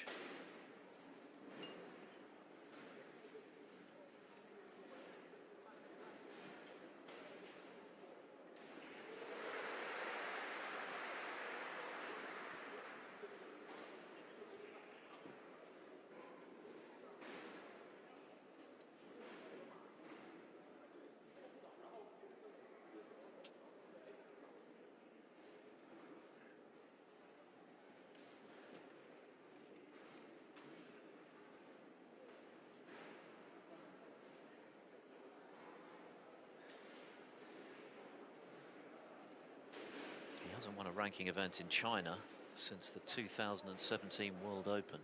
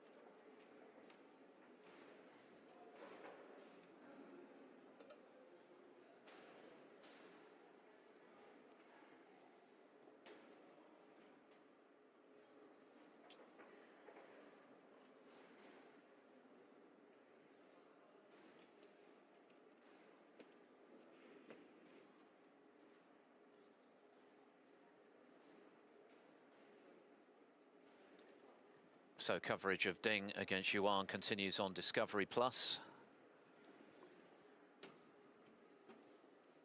We're at the mid-session interval in our feature match on this third evening at the Wuhan Open, the evening that will complete the lineup for the round of 16, round 4 here in this 6th ranking event of the 2024-25 season. And all to play for. It's been compelling stuff thus far. Judd Trump and Anthony McGill sharing the first 4, so level at 2 each. We'll nip back to table 2 in due course, where things are very tight, as you can see there, between Ding and Yuan Sijun. Ding leading 3-2. Other scores not tight at the moment on table 3. Chris Wakelin, what a session he's had. 4-0 up on David Lilley. The winner of that match will play the winner of the match between Ding and Yuan. And it's pretty slow going at the moment in the match between Hossein Vafai and Zhang Anda, who had a revelatory season, of course, in the previous campaign. A ranking title in China, 2 other runner-ups in ranking events. Vafai's been out of form of late, leads 2-1 at the moment, so a long way to go in that one. Jack Lisowski was unstoppable before the interval against Jack Jones, the world finalist. Lisowski still searching for that first ranking title, of course. Could it be his week? It feels very open here in Wuhan. And Lisowski sprinting to a 4-0 advantage. John Higgins now 3-2 up on Zach Shirty, who was 3-1 adrift at the interval. 8 tables in use in all, of course. So we're waiting for Judd Trump and Anthony McGill to come back in around about 10 minutes' time. And while we do, we'll get a greater insight into the life and times of Judd Trump on the snooker tour.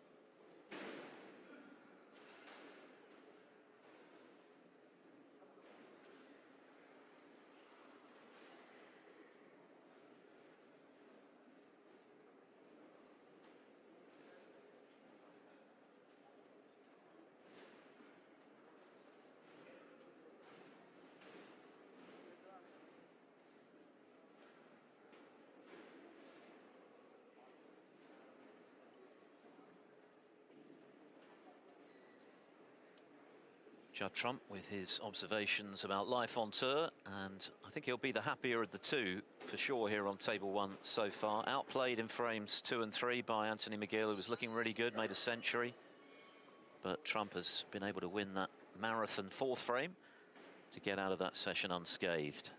And they'll be back shortly. So on table 2, Ding Junhui looking to go 2 up with 3 to play on Yuan Sijun, who whitewashed him in this tournament last season.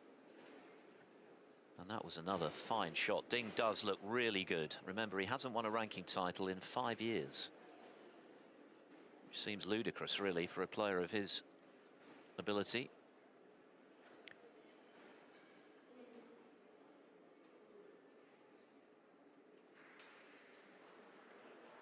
Still some way to go in this one. 59 left right now. Ding has run on a little with the cue ball. 31 in front. And a reminder, the winner of this to play the Chris Wakelin or David Lilley. At the moment, it's looking highly likely to be Wakelin.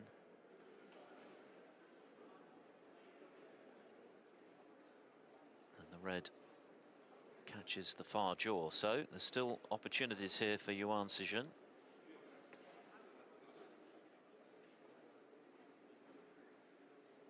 Currently ranked at 40, 4 spots below his career high achieved earlier this year. I think it's fair to say, Alan, that he's not kicked on in the way that many predicted he would when he first came on the scene, first term pro back in 2017.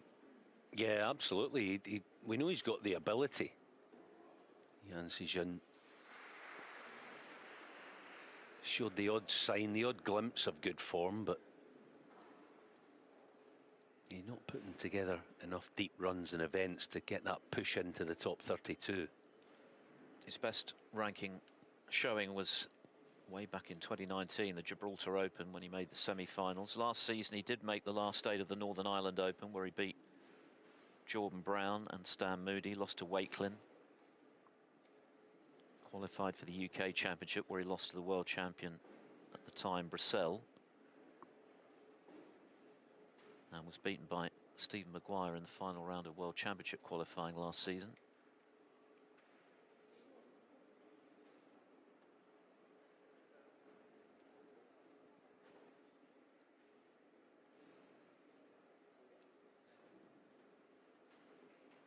But he has won his last 2 meetings with Ding, so he would have come into this match feeling good about his chances, and he's certainly competing well.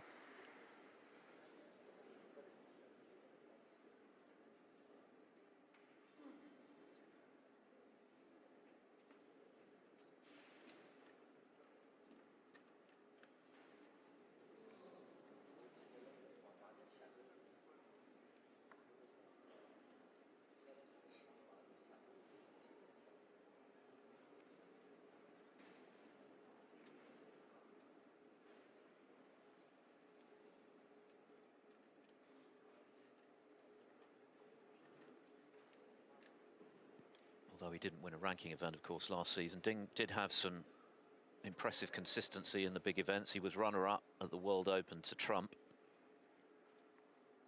having beaten Neil Robertson in a decider in the semi-finals of that event. He made the semis of the World Grand Prix for the top 16 on the one-year list, of course. Quarterfinals of the International Championship. So there were some deep runs from Ding.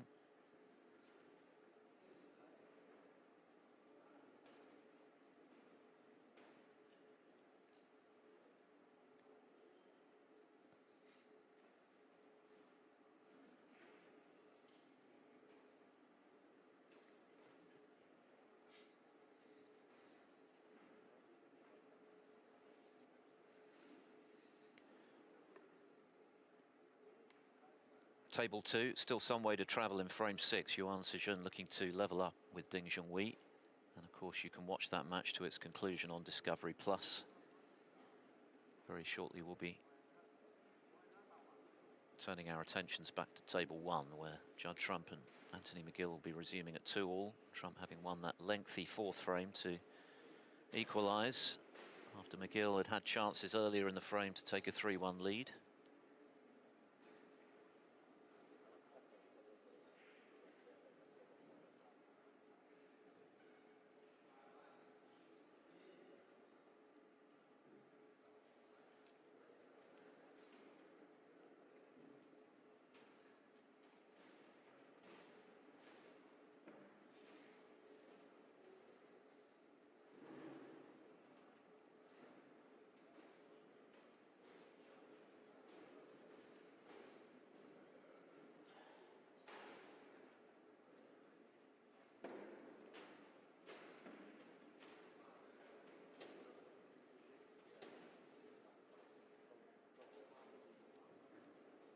Well, that's a result. Hence the wave of the hand from Ding, covering the red into the right corner.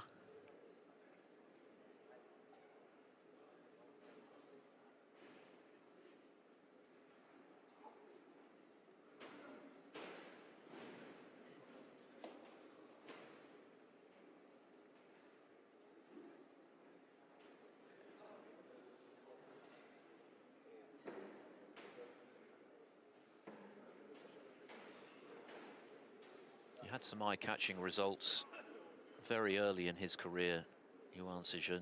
not least that victory over Martin Gould when he was only 15, playing as a wild card in China at the China Open 8 years ago. He won the Asian under-21 title the following year, which is when he turned pro. He beat Sean Murphy that year in Shanghai.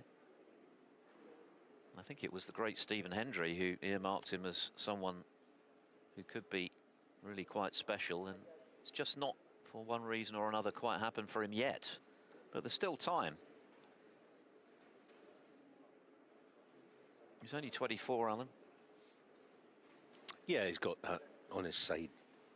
Obviously plenty of time to make his way into that top 32. Obviously you want to go higher, but it's one step at a time. You've got to be careful with this thing. That red that he's trying to land on, it looks like it may pass the black to excuse me, that right corner, so that'll be why he's hanging off the pace of this. Better shot than too long. And a big frame, as we saw with the frame before the interval with Trump and McGill. Now this time he's got more pace. Does the red pass? That's going to be the key to this. If it does, it's at least a chance to get back something around level with that difficult yellow waiting.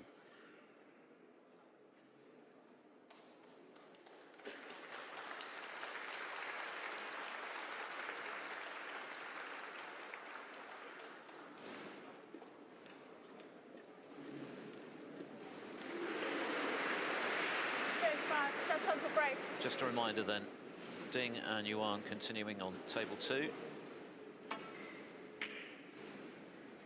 We're back underway on table 1. Judd Trump breaking off in frame 5 of a possible 9. 请尽快就坐，谢谢。 The winner to play either John Higgins or Zach Judd for a place in the quarterfinals.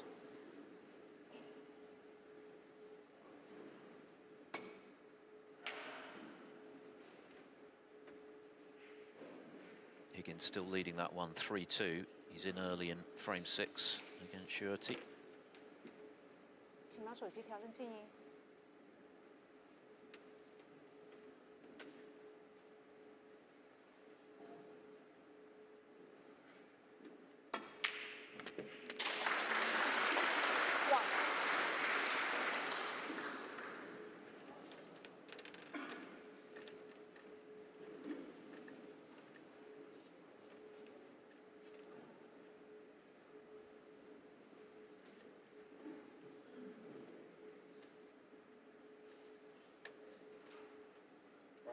Brown.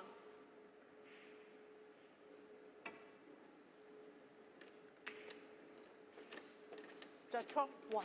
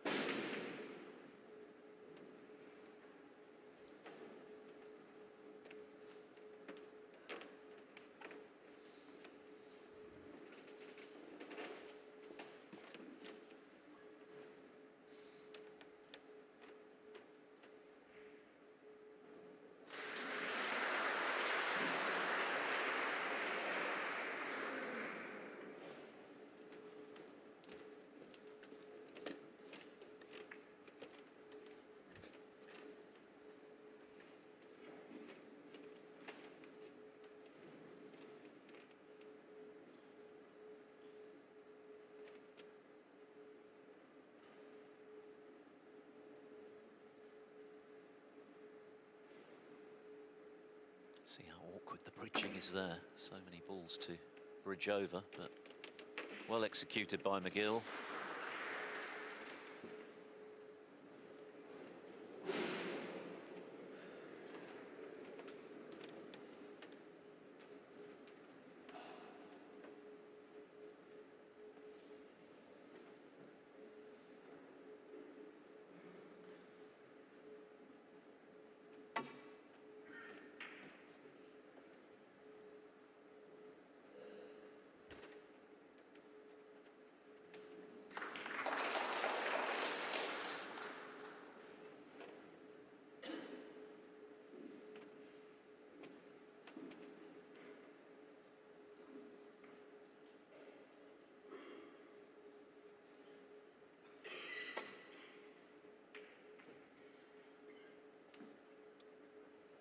all over on table 6, where Jack Lisowski has completed a 5-1 victory. What a performance as well over Jack Jones.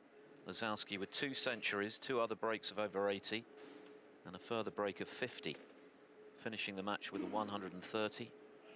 An emphatic victory for Lisowski over the world finalist. And he will now play Wu Yize. What a match that'll be. That's leaping off the round of 16 page as one not to miss.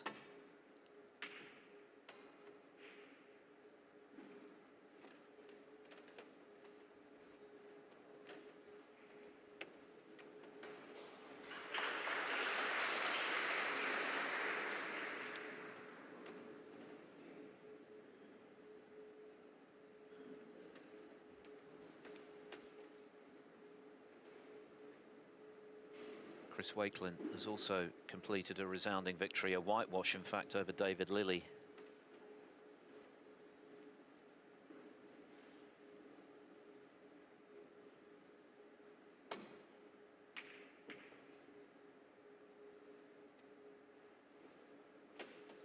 Wakelin will play the winner of the Ding Yuan match in round 4.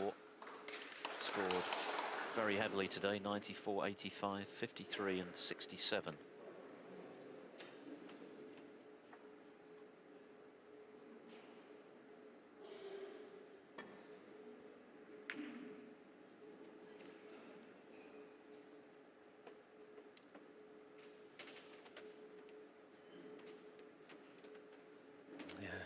Decent attempt, but couldn't get the red sufficiently away from the pocket to stop Anthony having a go at this. This is a big shot because you'd expect him to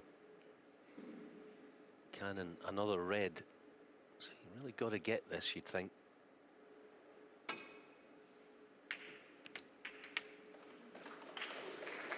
is he on the black?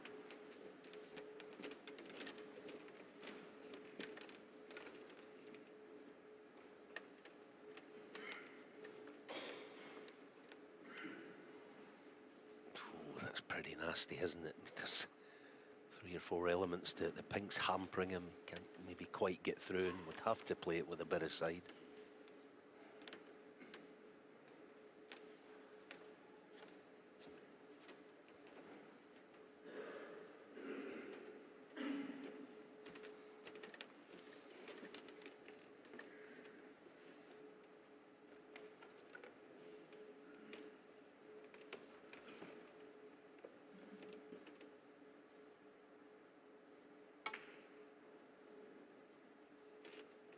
McGill, 1.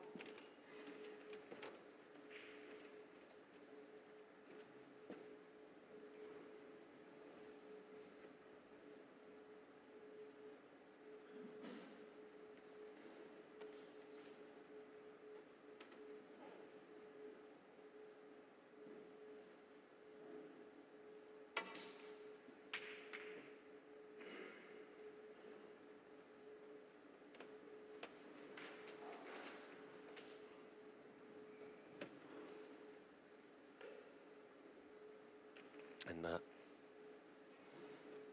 very well executed safety shot has given Anthony a major problem.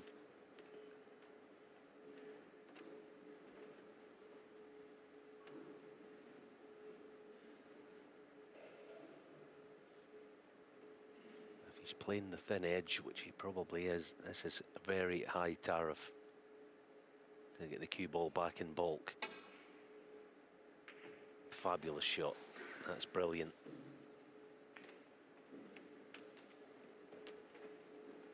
It's had a bit of everything this match. Some really good breaks, a century from McGill, but some outstanding safety as well.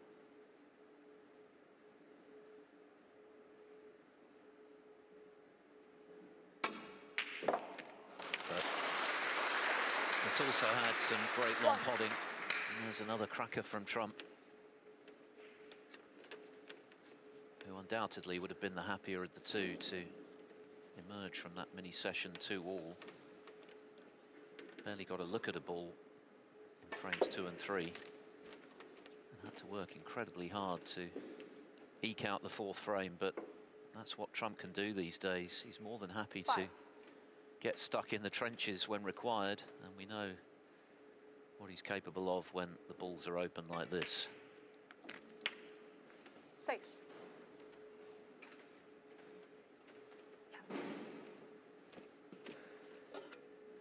I mean, if he doesn't pot another ball this season, Alan, he's likely to be world #1, isn't he, for the duration, given he's just picked up 500,000 points in Saudi. Yeah, he's not exactly looking over his shoulder at the top of the rankings on the back of that. Winning Saudi Arabia.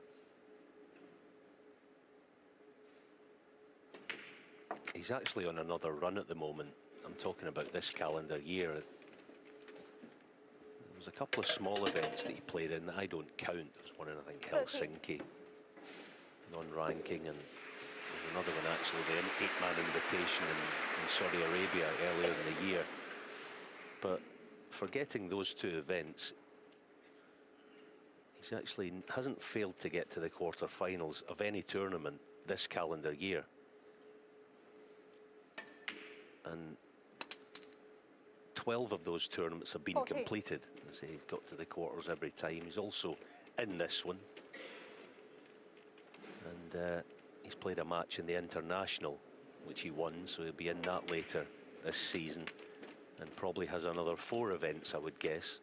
2 home nations, the Champion of Champions in the UK to 19. get underway. But it would be some feat to go the whole year, which would be around 18 tournaments and get to the quarter-finals at least of everything. There's still a long way to go in that, but what a golden run it is. The consistency is relentless. I mean, when you consider he won 5 big titles last year, but it could have been even better. He was runner-up in 3 other big tournaments. Lost out in the quarters of the Masters to Carter, having mismatched ball in a decider. 27. In fact, the only bum note that he hit really was at the World Championship when he lost his way at the back end of his quarter-final there against Jack Jones. But his 28. ability to maintain such high standards week in, week out has been unsurpassed in the last few seasons. And that is down entirely to the hard work he puts in. It's not by accident. Yes, he's one of the most gifted players we've ever seen, but that is allied to a tremendous work ethic. 34.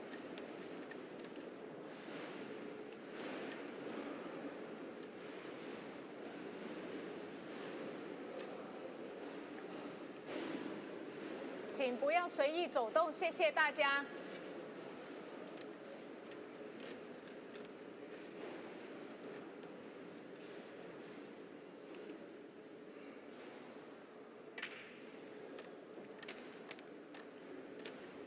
35.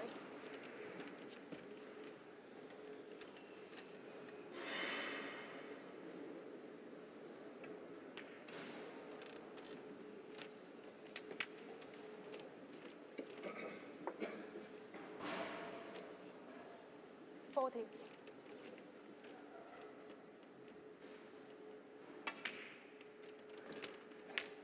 41.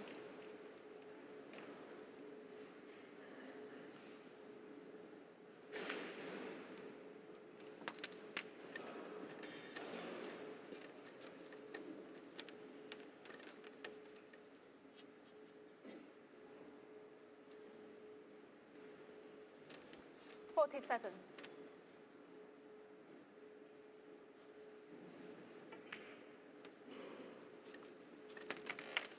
48.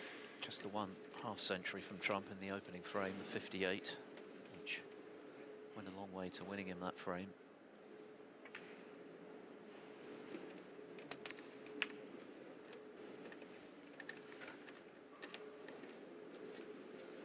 .55 in front, 55.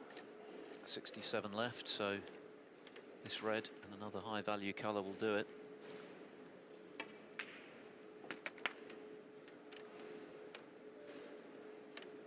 .56.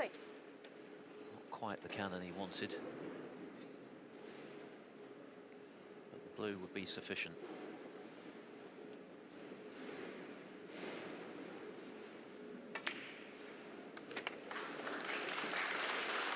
So Anthony McGill needs a snooker.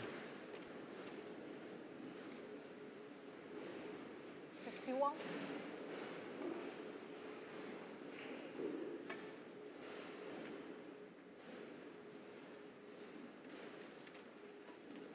Judd Trump, 61. A nice contribution from Trump as he looks to edge in front.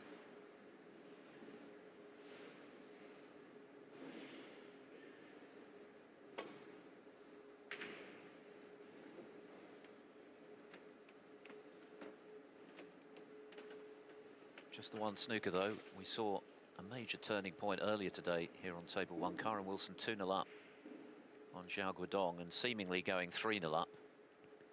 Zhao needed a couple of snookers, managed to get them and ended up winning on the final pink.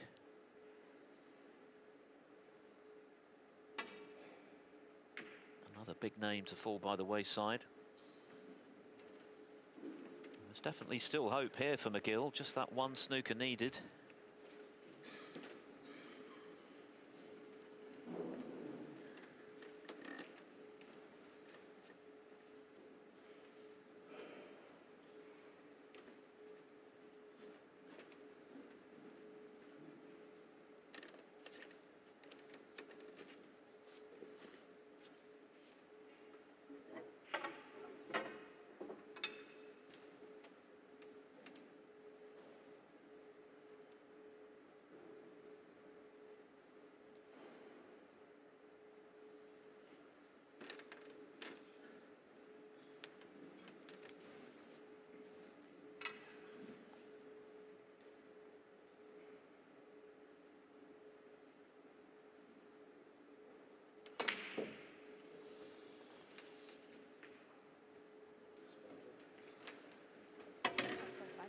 Well, that surely had to go, and Anthony McGill has conceded the frame. So Judd Trump, having been 2-1 behind and was in some danger of being 3-1 adrift at the interval, now leads Anthony McGill here in Wuhan by 3 frames to 2.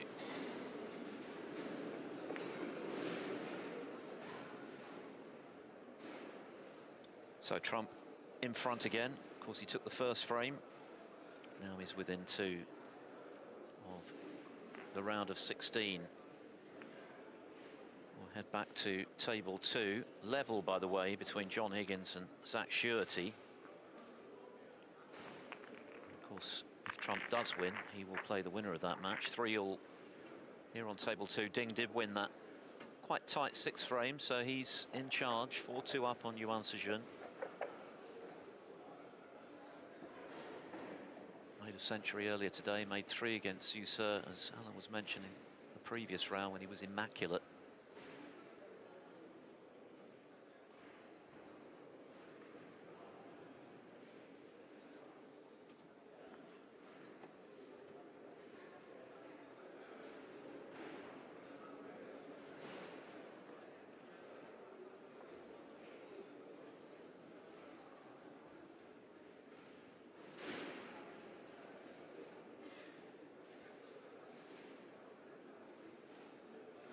See Zhao Wei leads Martin O'Donnell by 4 frames to 1, so former world semi-finalist and last season's German Masters runner-up, looking good for progress this week. 2-all between Zhang Anda and Hossein Vafai. That's proving to be quite a battle.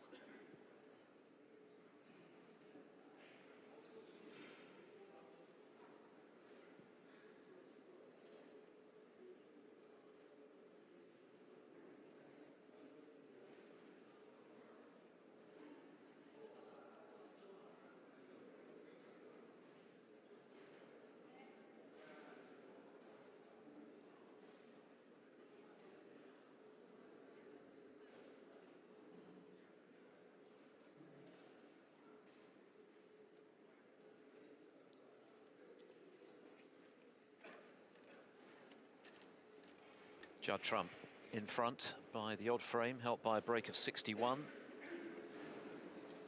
Anthony McGill to break off in frame 6. Frame 6. Anthony McGill to break. This is their 10th meeting. Trump's won 7 of the previous 9, but their most recent went the way of McGill at the Crucible 2 seasons ago, 10-6, when Trump was a little out of sorts, it must be said, but McGill played very well, as he so often does at the Crucible. Trump having beaten McGill himself at the World Championship in 2022, 13-11.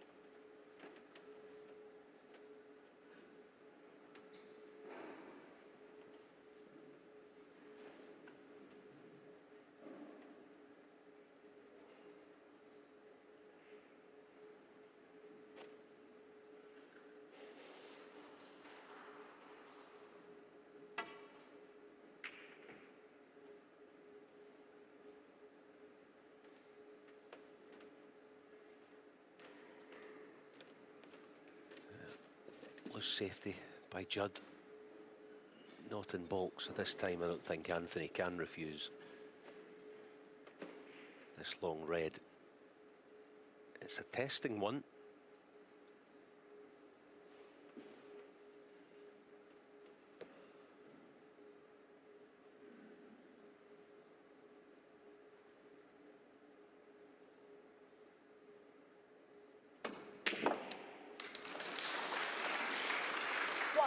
Good pot on the black, and he's not going to be refusing this either. Big shot this coming up. Bound to be leaving plenty, you would think.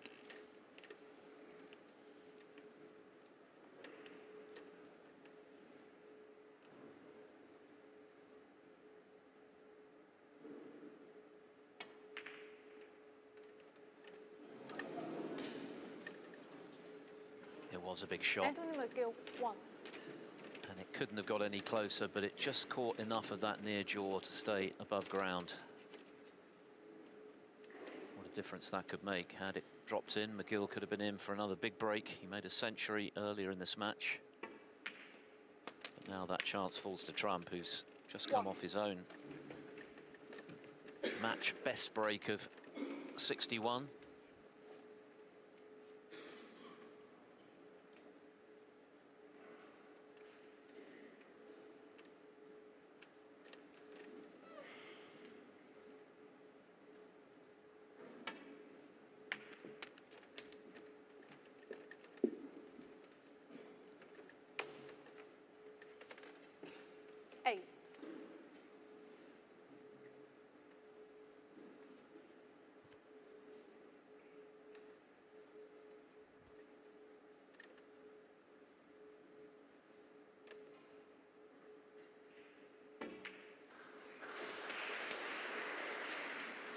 Nine.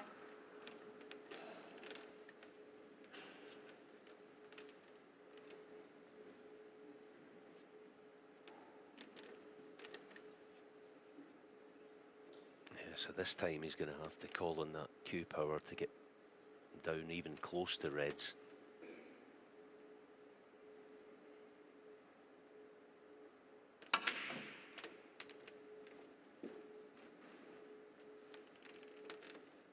And that is about as good as you could have expected. Choice of a couple.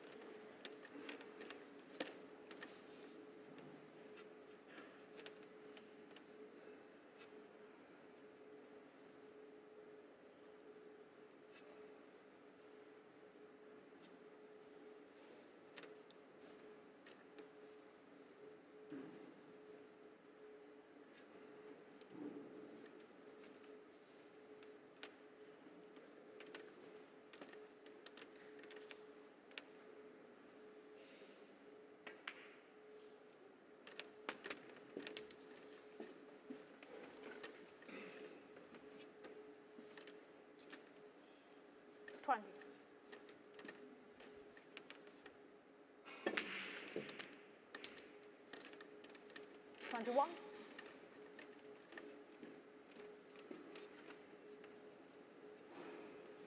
Yeah, Judd Trump, he's probably not far and away the best at any one aspect of the game, actually, but he's so strong in pretty much every department.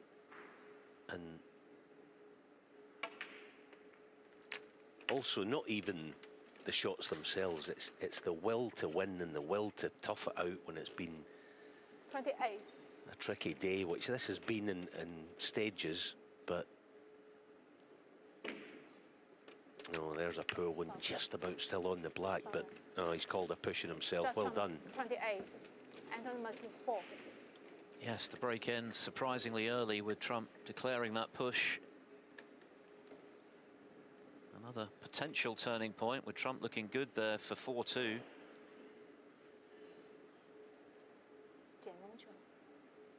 Certainly the fourth frame felt very important. The fact that Trump won it when McGill had chances for a 3-1 interval lead. And you just wondered whether maybe he'd missed the boat with Trump well in just now, but it's only a 23-point deficit for McGill. Something distracting McGill. I think it's just some movement in his eye line. Be delighted to be back at the table, that's for sure.